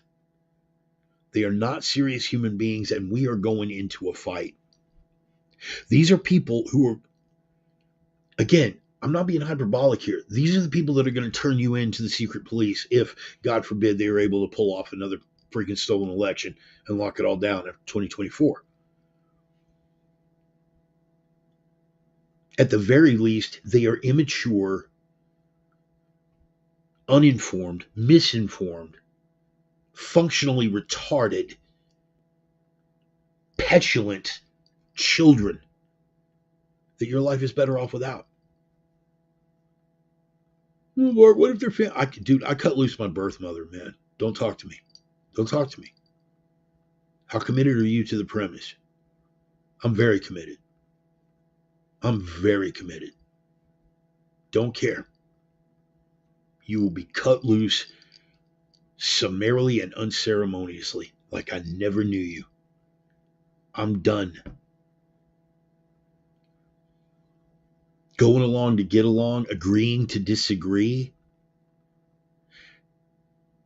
that works during times of relative ease and peace. That does not work when you have literally tens of thousands of people from God knows where who are sleeper cells inside the United States waiting to undermine us from the inside. That no longer works when our streets are bubbling over with killers and felons and rapists that are acting on their killer, felonious, rapist instincts every single day that are being allowed into this country by design. Do you understand that even the blue cities are getting sick of it? Do you understand that Eric Adams is pushing back against it? Do you understand the city of Chicago is pushing back against it? These send us your illegals. We're a sanctuary city. They are overwhelmed. Biden's losing support because of it. If you endorse this in any way, on any premise, you got to go. You got to go. I have nothing to say to you. Nothing. Your humanitarian concerns, your little virtue signal to all your crybaby Pollyanna friends, no. No siree, Bob. And you know it's interesting, Tommy especially, because you brought this up, Deuteronomy. Because we were on Deuteronomy earlier, Deuteronomy 10. That isn't where I was going with the Deuteronomy soundbite, but you did bring up a very good point about Deuteronomy 10:19. Love the sojourner, therefore, for you were sojourners in the land of Egypt, right? In fact, I can pull up Deuteronomy 10. Let me just go ahead and get that.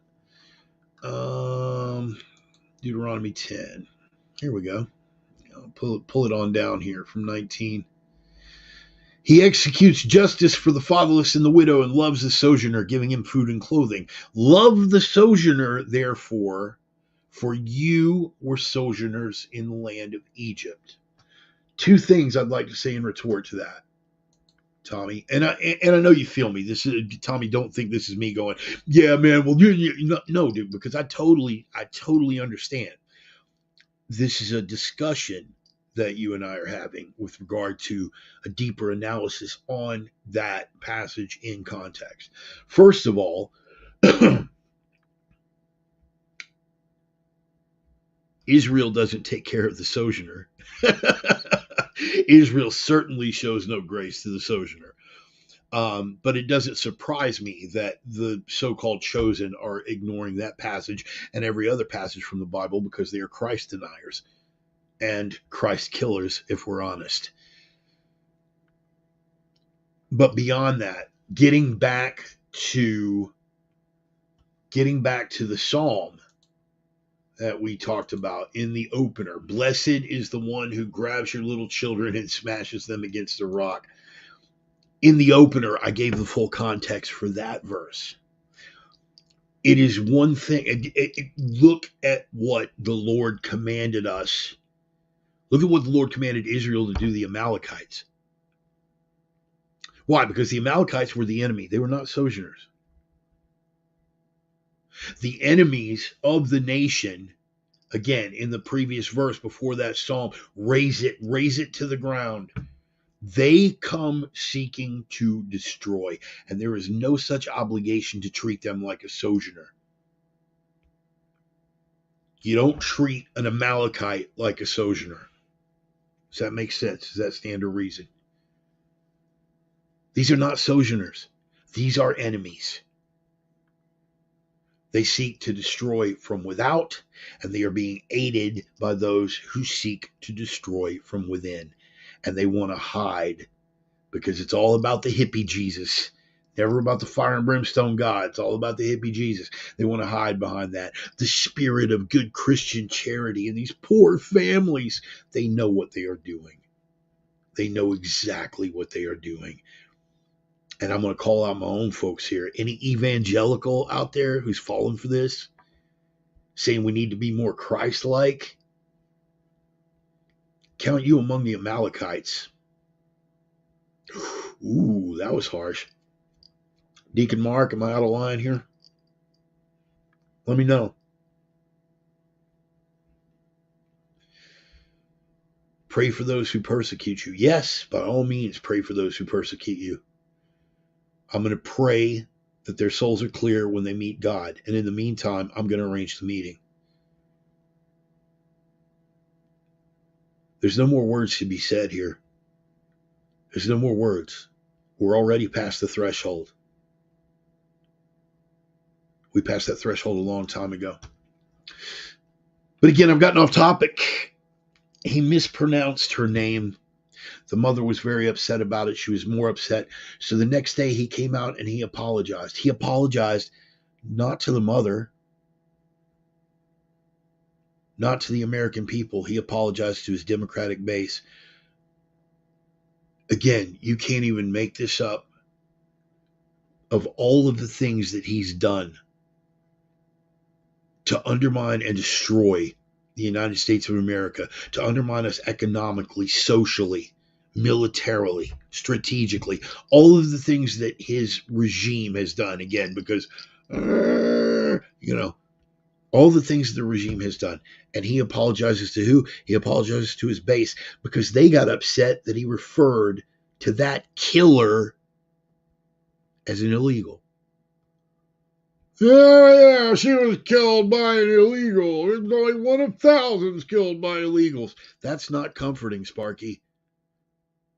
The fact that this is common, if anything, is making our point. Here's a little pattern I want you to pay attention to, too, since we went over the stage-managed nature of the State of the Union address. I'm going to play this, guys, and I hope that you can hear it. Dennis forwarded this to me earlier, and it's basically the fact that Mark Dice put together a compilation where essentially Biden has been using the same State of the Union address for the last 3 years. Okay? And I'm going to call it out. I hope the sound comes through. You guys can hear it. Tell me if you can or not, but I'm going to hit play right now. 23.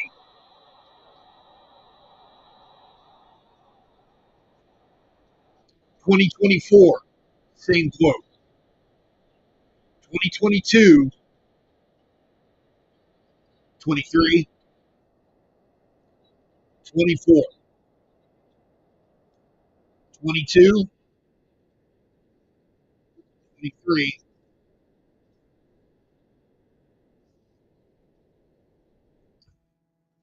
I'll spare you.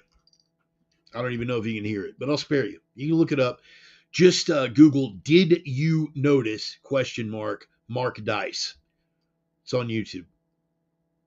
I noticed. He's literally repeated the same, reading off a teleprompter, he's literally repeated the same State of the Union address for 3 years in a row now. That's pretty disturbing. Here's what else I noticed. Stage management of the Union address. You notice when he gaffes, and you notice those moments like the State of the Union address where he seems like he's really, really sharp. Here's an important thing I want you to notice, an important distinguishing feature. When he's mumbling, look at his eyes. Look at his eyes. They look blank. They look empty. They look vacant. When he's on and when he's doing his deep little whisper, Bidenomics is working, or doing his yelling and shaking his fist at the cloud thing, when he's doing his Abe Simpson bit, look at his eyes. Black slits. Why? Because he squints, trying to focus, and his pupils are totally blown. Having a little bit of experience with illegal drugs,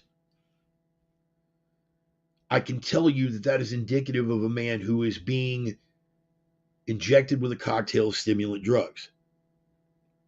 Roman, I'm going to get your input on this because Roman has known me forever. All right, I'm sorry, Ida. I'm sorry you couldn't hear it, but look it up. Mark Dice. Did you notice? ? Roman, you will remember because you've seen that look. Roman, I know you were watching the State of the Union and any other time where you see him and he's got that. Roman, you have seen that look. Why? Because Roman has known me long enough to have been in the room with me when I was mainlining cocaine. Remember that look now, Roman? Eyes like this, pupils totally blown. My eyes look like black slits. Remember that look now? That's where you remember it from.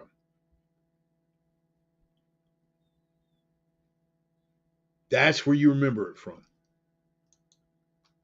Yeah, 53, 3 times in 1 hour. Yeah, it was a little excessive. a little excessive.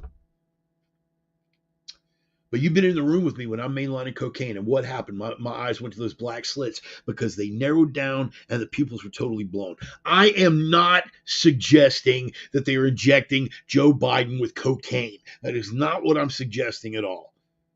But they do have him on stimulants, and they are giving it to him in an IV bag before he goes on. They're keeping him flush with it anytime that he has to be sharp, anytime that he has to be in front of the cameras. Just watch for yourself. When he's tripping and falling and can't figure his way off the stage and trying to read the dang teleprompter, his eyes are just blank. But when he's fired up, let me repeat the same thing again. Look at his eyes. Look at his eyes.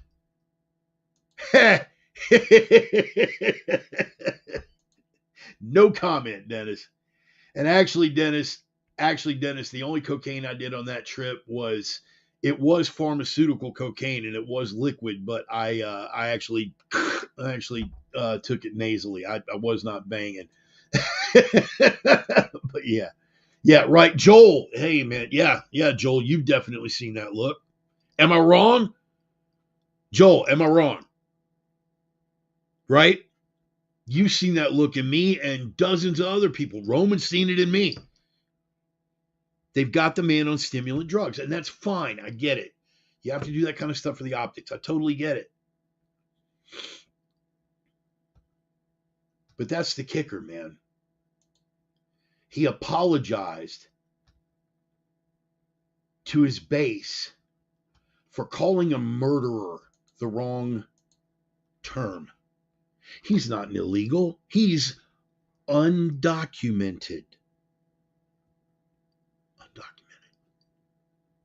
You know what the new word is, right? From O'Brien at the Ministry of Truth, the new Newspeak Dictionary. I haven't had a chance to open that up yet. The new word is newcomer. Newcomer. I wish I could pull up that Orwell quote right now. The whole purpose of Newspeak is that there'll be nothing, no way to express any dissatisfaction or rejection of the government because there'll be no words with which to express it. He apologized to his base for calling a murderer an unacceptable term. Let me say that again. He apologized to his base for calling a murderer an unacceptable term. Anyone who supports this, we're done. Don't care how long I've known you. Don't care what else we disagreed about. Yeah, right. Visitors, right? Visitors. I like that, Phil. I don't care how long I've known you. I don't care if we're family. I don't care if we're blood. Don't care if we've been through 100 different things together and always managed to get past our differences. If you support this man at this point, we're done. We're done. If you have, let me clarify that. Just one little distinction. If you come to me in November and say, I'm voting, now, you know what? I can't even let that go. I'm voting for him because he's not Trump. Well, at least you're honest. But if you have a positive word to say about the man, if you talk about his effectiveness as president, if you talk about the brilliance of Bidenomics, if you talk about the success that was our withdrawal from Afghanistan, if you have anything good to say about this man, he literally apologized to his base for calling a murderer an unacceptable political term. If this is how far you're gone, then you're gone. Breaking no bread with you, Sparky. Deuces. I don't even know if I got that right, but deuces. None of it. Get them out. We don't have the luxury anymore. This is not a place where we have the right to agree to disagree, and they certainly will not return the courtesy. of agreeing to disagree. They certainly will not return the courtesy. If they only had the stroke, they would have you gulagged or dead. That became evident in the way they handled the COVID pandemic. They literally wanted to put people in prison and take away their children for refusing a shot. You really think these people are going to extend you the courtesy of agreeing to disagree? We are at war. We're at war. Very simple. Well, yeah, man, but the spirit of intellectual discourse. We're at war. We're at war. There is no intellectual discourse. There is no position of intellect that will justify all of the things that are going on. No position of intellect will justify the policy that we have at the border. No position of intellect will justify the economic malfeasance that is going on, or the fact that we are compromised and in bed with Chinese communists who want us dead. No intellectual rationale will cover any of the basis of any of the broad swath of excuses that people will hide behind for this regime. There is no intellectual discourse. There are only lies and refusal to tolerate lies. Pick a side, Sparky. Clock's ticking. Tick tock, tick tock.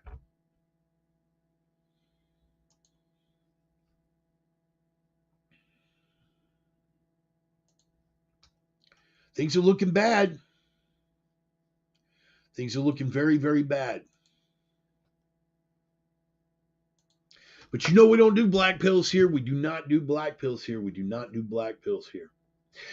Let me give you some good news. Yeah, okay. And Joel, it's really good that you brought that up before I got off on this last hair. FDR was propped up because he was paralyzed. Biden is propped up because he's not Trump. It's interesting that you bring up FDR, because here's how easily people are swayed. A substantial portion, because here's the thing, it was, the news never showed it because it was just newsreels, generally speaking. News photographers for newspapers, Google it, kids. They never showed it. They tried to avoid showing FDR getting into or out of his wheelchair. When they showed him at the podium, they showed him standing powerfully. And you know what? People knew that he was paralyzed. People knew that he was crippled. These were the days before the CIA coined the term conspiracy theory. But let me tell you a little historical fact. There was a substantial portion of the United States population that did not believe that FDR was crippled, that did not believe that he was paralyzed. While polite society wouldn't talk about it, if somebody brought it up, hey, you know he's crippled, these people would react violently to the truth because the truth painted their particular candidate in a bad light. And I do not deify FDR. The man was a socialist, full stop. One of the worst presidents we've ever had, full stop. They loved him. They loved him, and they refused to believe anything bad about the man, even though the evidence was right there in front of their eyes. Now they've got even less of an excuse. They see these things with Biden. They know he's not running the show, so let's leave him out of it. They refuse to believe anything that conflicts with their narrative, even though it's verifiable. They have no facts to stand on anymore. None. None. Do you realize, quick little sidebar, do you realize that 4 different journalists have been arrested over the course of the past 2 weeks? 4 different journalists. Wait a minute. Aren't we the guys that say that Putin is evil because he suppresses the press? Aren't we the guys that said that Trump was a bad guy because he called the press the enemy of the people? That was a terrible thing. You know what Trump didn't do? Have them arrested for refusing to divulge their sources in a Hunter Biden investigation. Have them surveilled, with Barack Obama did. You know, the mulatto messiah, you guys remember. Funny, that sliding scale. Sliding scale for apologies, sliding scale for excuses, sliding scale for standards, sliding scale across the board. Soapbox phase is come and gone. I agree. Ballot box phase is barely there. I'm going to make a decision on the ballot box phase depending on how things go in November. After that, it's only the jury box and the cartridge box, and I pray it never gets there. But there is a tipping point, and we're past it. Here's the beauty of it, guys. I want you to look at things, guys. I want you to look at it. We are running out of boxes. I want you to look at something, man. You know, the Supreme Court handed down a 9-0 unanimous decision this week. The hubris of the left would not let them believe that there was any limit. That's why they threw all these criminal prosecutions against Darth Cheeto. That's why they pushed all these different specious indictments. You can indict a ham sandwich.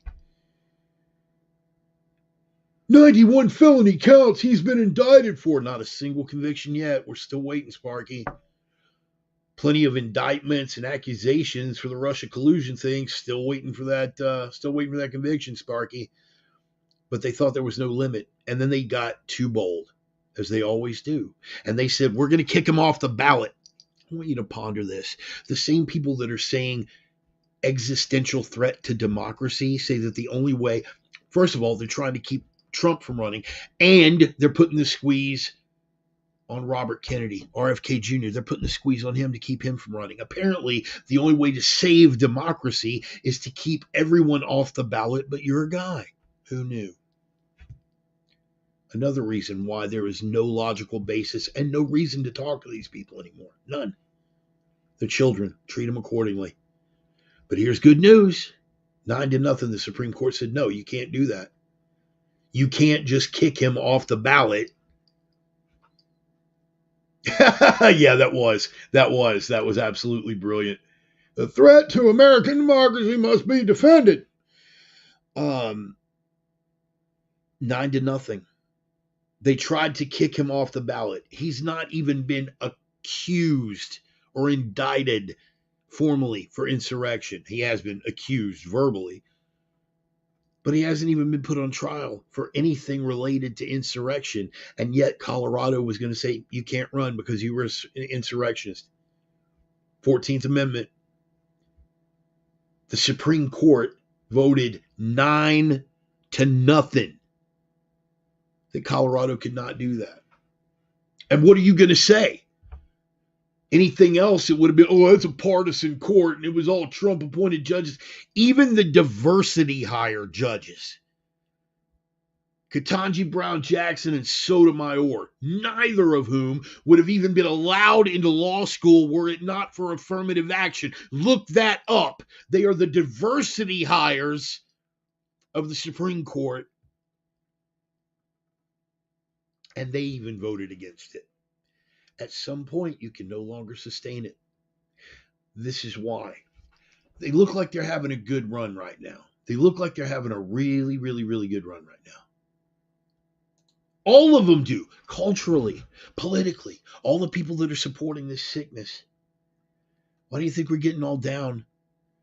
You know, we see drag queens with thongs bouncing their dongs in the face of kids. We see literal gay porn in elementary school libraries without any sort of restrictions whatsoever.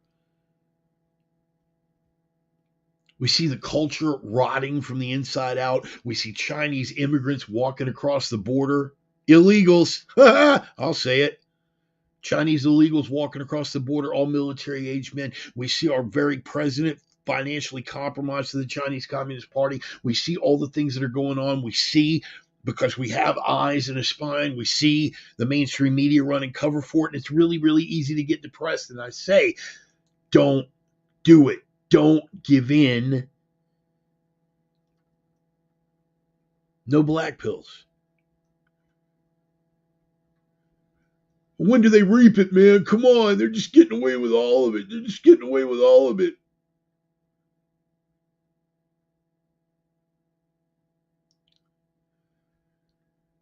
And I got to reading, because that's what I do lately, particularly with scripture. When I start losing confidence in my own rhetoric, when do we hear it? When do we hear it? By hook or by crook, it brought me to the book of Deuteronomy. I'm going to go through it because I know not all of you guys are believers, but I'm going to tell you what provided comfort to me.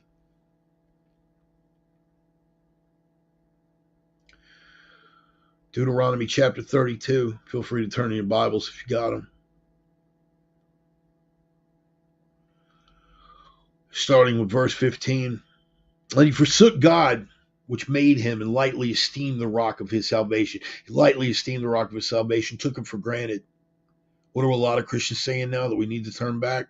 We need to turn back because we've forgotten our base. If you're not a person of faith, you can go ahead and tune out. I'd rather you didn't. I'd rather you listen, give it a shot, roll it around in your head. But you're welcome to tune out right now. This is more for my friends who are walking in the light. They forsook God, which had made him, and lightly esteemed the rock of his salvation. They provoked him to jealousy with strange gods. With abominations provoked they him into anger. They sacrificed unto devils, not to God, to gods whom they knew not, to new gods that newly came up, whom your fathers feared not. What does that sound like? Materialism? Celebrity? Signs and what powers and wonders that we knew not until now. Verse 18, of the rock that begat thee, thou art unmindful and hast forgotten God that formed thee. And when the Lord saw it, he abhorred them. He abhorred them because of the provoking of his sons and of his daughters. Did God act on it right away? No, he didn't. Just like in Revelation where it says that the adversary is going to be loose for a season, devil's going to be loose for a season. God's got a pattern, man. Boss man's got game. He knows how to play it cagey. He knows how to play it cagey. He'll give you just enough rope to hang yourself. The Lord saw it, and he abhorred them because of the provoking of his sons and his daughters. And he said, I will hide my face from them.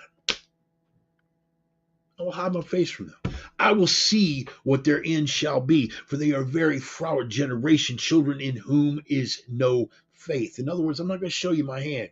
I'm going to see what you're going to do. I'm going to throw it out in front of you, and I'm going to see what you're going to do. They have moved me to jealousy, says verse 21. They have moved me to jealousy with that which is not God. They have provoked me to anger with their vanities, and I will move them to jealousy with those which are not a people. I will provoke them to anger with a foolish nation. You see what's going on here? Boss man saying, all right, this is how you want to play the game? That's cool. You're running me hot. But I'm going to show you the same things. I'm going to give you a taste of your own medicine here.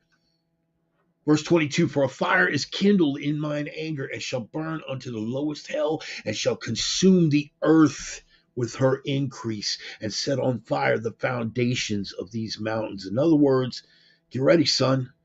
Stand tall before the man because I'm getting ready to wreck shop. I will heap mischiefs upon them. I will spend mine arrows upon them. They shall be burnt with hunger and devoured with burning heat and with bitter destruction. I will also send the teeth of beasts upon them with the poison of serpents of the dust. The sword without and terror within shall destroy both the young man and the virgin, the suckling also with the man of gray hair. You feel that? The sword without and the terror within. You're going to be consumed from the inside and the outside, and I'm sparing nobody. Not the women, not the kids. Happy will be they who dash thy children upon the rock. You feeling that now? I said I would scatter them into corners. I would make the remembrance of them to cease from among men. In other words, history. I'm going to bury you so deep, not even history is going to remember you. Were it not that I feared the wrath of the enemy, lest their adversaries should behave themselves strangely, and lest they should say, our hand is high. And the Lord hath not done all this, for they are a nation. Listen to this one, verse 28. For they are a nation void of counsel, neither is there any understanding in them. In other words, why are you pleading the case? Why are you pleading the case? They don't have the ears to hear it and they don't have the eyes to see. Why even bother pleading the case? Why are you engaging? They are a nation void of counsel, neither is there any understanding in them. Verse 29, oh, that they were wise. Wish that they did get it. Oh, that they were wise, that they understood this, that they would consider their latter end, that they were smart enough to look in the long term and realize what was coming their way. But they're so caught up in their own arrogance. Verse 30, how should one chase 1,000 and two put 10,000 to flight, except their rock had sold them and the Lord had shut them up? You feel that? You guys tracking with me on this one now? How is it? How is it when we are buried and outnumbered 10-1, but we're still going to set them to flight? How does that happen besides the intervention of the boss man? Where does that strength come from? Us? Guess again, Sparky. Their rock is not as our rock, even as our enemies themselves being judges. For their vine, feel this, for their vine is the vine of Sodom and of the fields of Gomorrah. Their grapes are grapes of gall. Their clusters are bitter. Their wine is the poison of dragons and the cruel venom of asps. They got nothing for you, son. All these glories, all these beautiful things, the things that they feast upon, the wine that they're drunk upon is poison. Bitter harvest, son. Bitter harvest. You tracking? Is not this laid up in store with me and sealed up among my treasures? To me belongeth, feel it, the boss man getting ready to rain on him. Listen, this is important. To me belongeth vengeance and recompense. This is the beauty of it. I prayed with a brother in Christ who's up against it earlier this week, and this thing about the foot shall slide in due time, this came up. Verse 35, to me belongeth vengeance and recompense. Where is it, Lord? When are you going to punch him? When are you going to pinch him? Boss man will let you know, to me belongeth vengeance and recompense.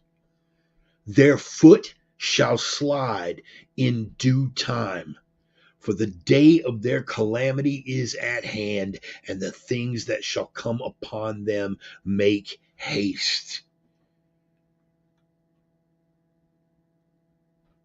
Hey, y'all, relax. I got this. I know it looks bad. Their foot's going to slide upon that stone. They're going to slip. And the day of their calamity is at hand. Y'all still with me? For the Lord shall judge his people and repent himself for his servants when he seeth that their power is gone and there is none shut up or left. And he shall say, where are their gods? Their rock in whom they trusted, which did eat the fat of their sacrifices and drank the wine of their drink offerings. Let them rise up and help you, be your protection. You feel that? They've had it so good for so long, and that wrath comes down on them, descending like the proverbial hand of God. Smite! Don't make me break out the smiting finger. The hand's going to come down to smite them. And then he's going to ask them when they're sitting in the ruins, the products of their own arrogance. Where is all that you put your trust in now? Where is all your glory now? All the things that you bowed down to, all the things that meant that for you was not providing for you. Where is it now? Where is it now? How you cry out for me now? Oh, you need me now? See now that I, verse 39, see now that I, even I, am he. And there is no God with me. I kill and I make alive. I wound and I heal. Neither is there any that can deliver out of my hand. For I lift up my hand to heaven and I say, I live forever. If I whet my glittering sword and mine hand take hold on judgment, I will render vengeance to mine enemies and will reward them that hate me. What do we say about the psalm? He's talking about dashing the kids on the rocks. It's payback. Seems vicious, doesn't it? But that's what war is, isn't it? And if this is not war, then I don't know what to tell you. I will make mine arrows drunk with blood, and my sword shall devour flesh, and that with the blood of the slain and of the captives from the beginning of revenges upon the enemy. Rejoice, O ye nations, with his people, for he will avenge the blood of his servants, and will render vengeance to his adversaries, and will be merciful unto his land and to his people.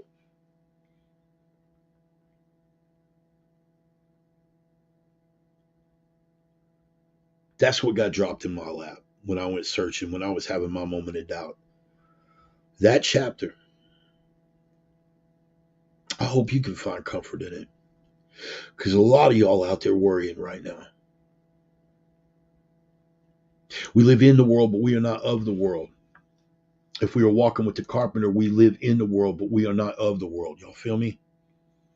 We are forced to be here. We are forced to participate, at least on some superficial level, but we are not of this world.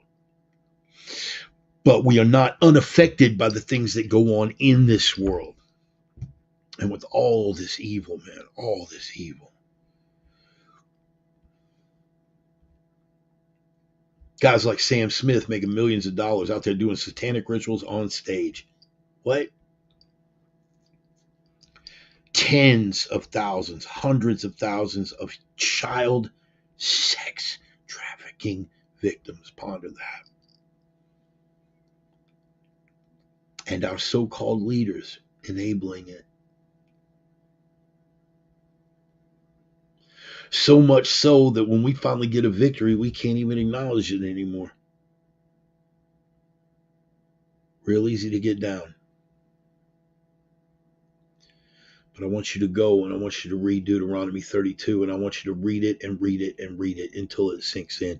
If you are a man of faith, or even if you are not, read it until it sinks in. Because even removing the spiritual elements from it, let's take the boss man and the carpenter kid out of the equation for a minute.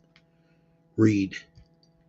If you believe in karma or justice or some sense of universal balance outside yourself, you will feel that conviction in your heart when you read those words. They're living good, but they're gonna slip. They're gonna slip. And when they do, the day of their judgment is at hand. As I said before, God have mercy on their soul. My only position is to arrange the meeting.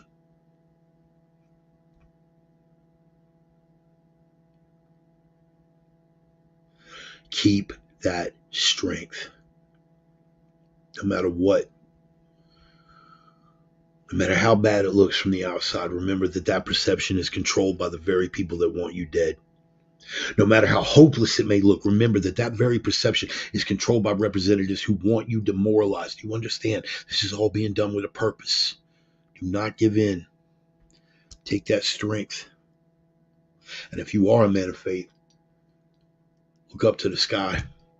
Ask the boss man for comfort. Because he will let you lay that burden down as long as you are willing to carry that cross. Y'all feel me on that? You can lay your burden down as long as you're ready to carry that cross. Hear what I'm saying to you, man. These things that the world places on you, just like a bag of bricks, man. It's a bag of bricks. Who are you carrying those bricks for, man? Who are you carrying those bricks for? Set them down. If you're that desperate for a burden to carry, boss man's got a burden for you to carry. Strap that cross to your back with the carpenter kid and walk. Walk. Because he's got you. Believe it in your heart, son. I do. He's got you. He's got us all. And no matter how good it looks for them right now,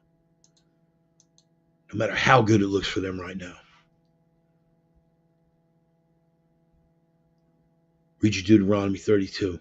Their foot will slide soon enough, and the day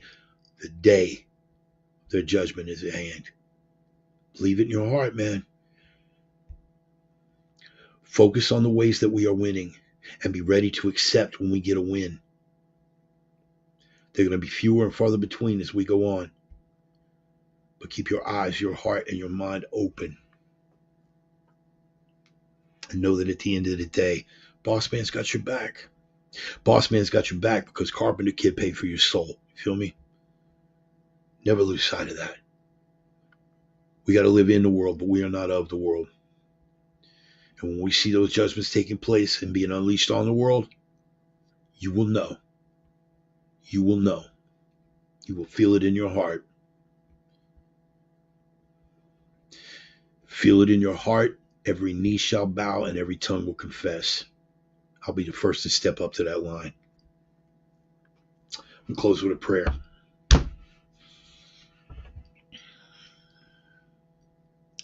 Lord God, it seems desperate. God, it seems desperate. It seems desperate. We all know that there are trials that we are going to have to endure. It is part of walking in the light. It is part of walking in the faith.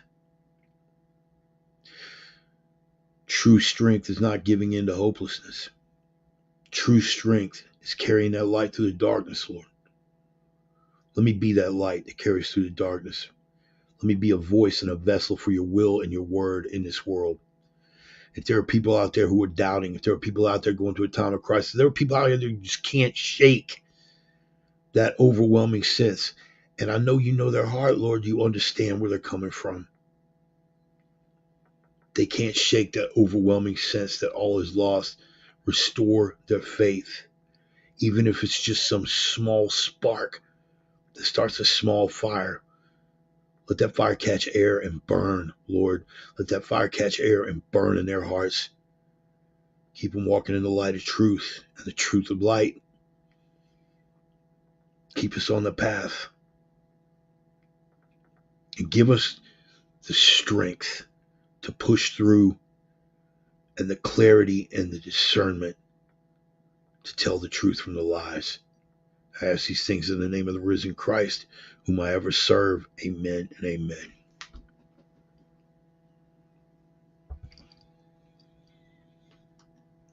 Little heavy.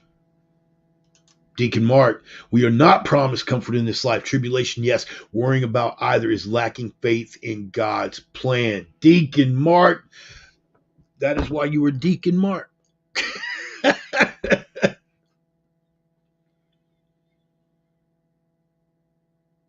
Don't worry about what's going on. Worry about it enough to keep your ass out of a sling. Worry about it enough to keep your family fed. Worry about it enough to keep your head above water, but do not give in. Do not give in. Do not give in. This black pill nonsense, this desperation. Don't. That is the goal. To dehumanize, to demoralize. And if you give into that, you are doing their work for them. Don't engage. Don't get into arguments. There's no swaying anyone. Speak the truth. Let him who has eyes, let him see. Let him who has ears, let him hear. Don't engage. They want to bump chests and, man, fuck your Jesus, dude. You fucking need us. I hope, dude. Just walk. Walk. God bless you, brother. I wish you the best, and walk. There's nothing to be gained from it. Instead, talk to one of us. Talk to one of your brothers in Christ. Talk to one of your brothers of the faith. Talk to one of your brothers. Doesn't mean that they have to be in the faith. You've got brothers who are not in the faith. Go seek out your brother. Go seek out a like mind and a kindred spirit. Do not waste your time. Do not waste your time, because that clock, tick tock, continues to tick, and every day we have less time than we did before. It's coming. Eat your vitamins, do your push-ups, read your scriptures. Get your ass ready, man. Title fight. Throw them dukes up, man. Knuckles up, ready to rock and roll. I hope you guys can take some strength out of what I brought to you today. Hopefully we'll see you at Jacksonville at the end of the month. Brother, I would love that. I hope we can pull it off. I hope we can pull it off again. I don't want to make any promises, but I'm gonna see what I can pull off, brother. It would be fantastic to see you again. And shit, I wanted to tell you, when we had our discussion about this, the Sikh path, that really, really resonated with me, that of God being the source of all truth and all light. That really resonated with me, and it actually has become part of the lexicon that I use when I'm praying, when I'm having quality time with the boss man and the carpenter kid. That source of all truth, source of all light, that really, really resonated with me, man. So just know in your heart, you know, has some you had some lasting effect on your bald, somewhat loud Christian brother over here. So, so I appreciate that, man. I appreciate that. Never forget it. So, I love you, brother. Hopefully, I can make it down. I would love to see all you guys. I would love to meet Doug. I would love to see Clem and meet his brother. Well, now I'm on a mission. Damn it. Here we go. I love y'all, man. Thank you for being here. I'm gonna pass around that digital collection plate, like I always do. It's a labor of love, more or less, man. But if you guys want it, you know, if you took some strength from it, cool. You know, you want to toss me a little coin, I'm on Facebook Pay. I'm on PayPal, Cash App, Venmo, Zelle. Pretty much everything. If you want to throw some coin, that would be great. If not, dude, I totally get it. Believe me, man. We are still reluctantly in a Biden economy, which he assured us this week is going spectacularly well. Bidenomics is working. Yeah, no, it's not, bro. So, and believe me, I know this. So if for some reason you guys can't kick down, dude, I totally get it. But here's what you can do for me. First and foremost, man, if you got friends, and 3 or 4 of you out there do, turn them on to the program. Just let them know, man. We got this fat, toothless cripple, man, crane operator with some opinions, and he gets on and rants and raves for a couple hours every week. You know, maybe you want to check him out. Maybe you get something out of it. It's a like-minded and kindred spirit. Turn them on to the program, man. Bring them along. Send them a link to the replay on YouTube or BitChute or Rumble, wherever you at. But also, in the meantime, between time, just post me up on your social media profile, no matter where it is. But here's what you guys can really do. Not just for me, but for yourself. Like my buddy Stone says, live the 3, baby. Live the 3. What's the 3? The 3 prime directives. Signal to noise ratio is all jacked up these days, man. They will try to bury you in the noise. You got to be that signal that breaks through the noise.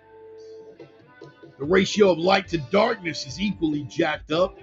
They will try to demoralize you, dehumanize you, crush you with the darkness. Make you think that that's all there is to darkness. Make you think that the darkness is actually running the show. That's how they get to you, man. You've got to be that light.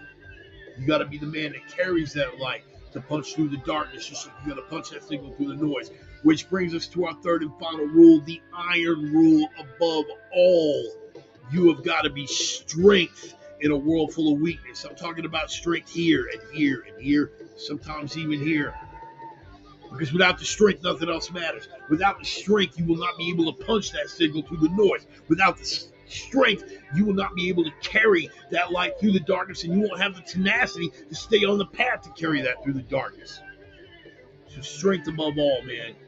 Strength of mind, strength of body, strength of spirit. Talk to the boss man and the carpenter kid. They will get you right. Between the Stoics and the scriptures, we will get you right.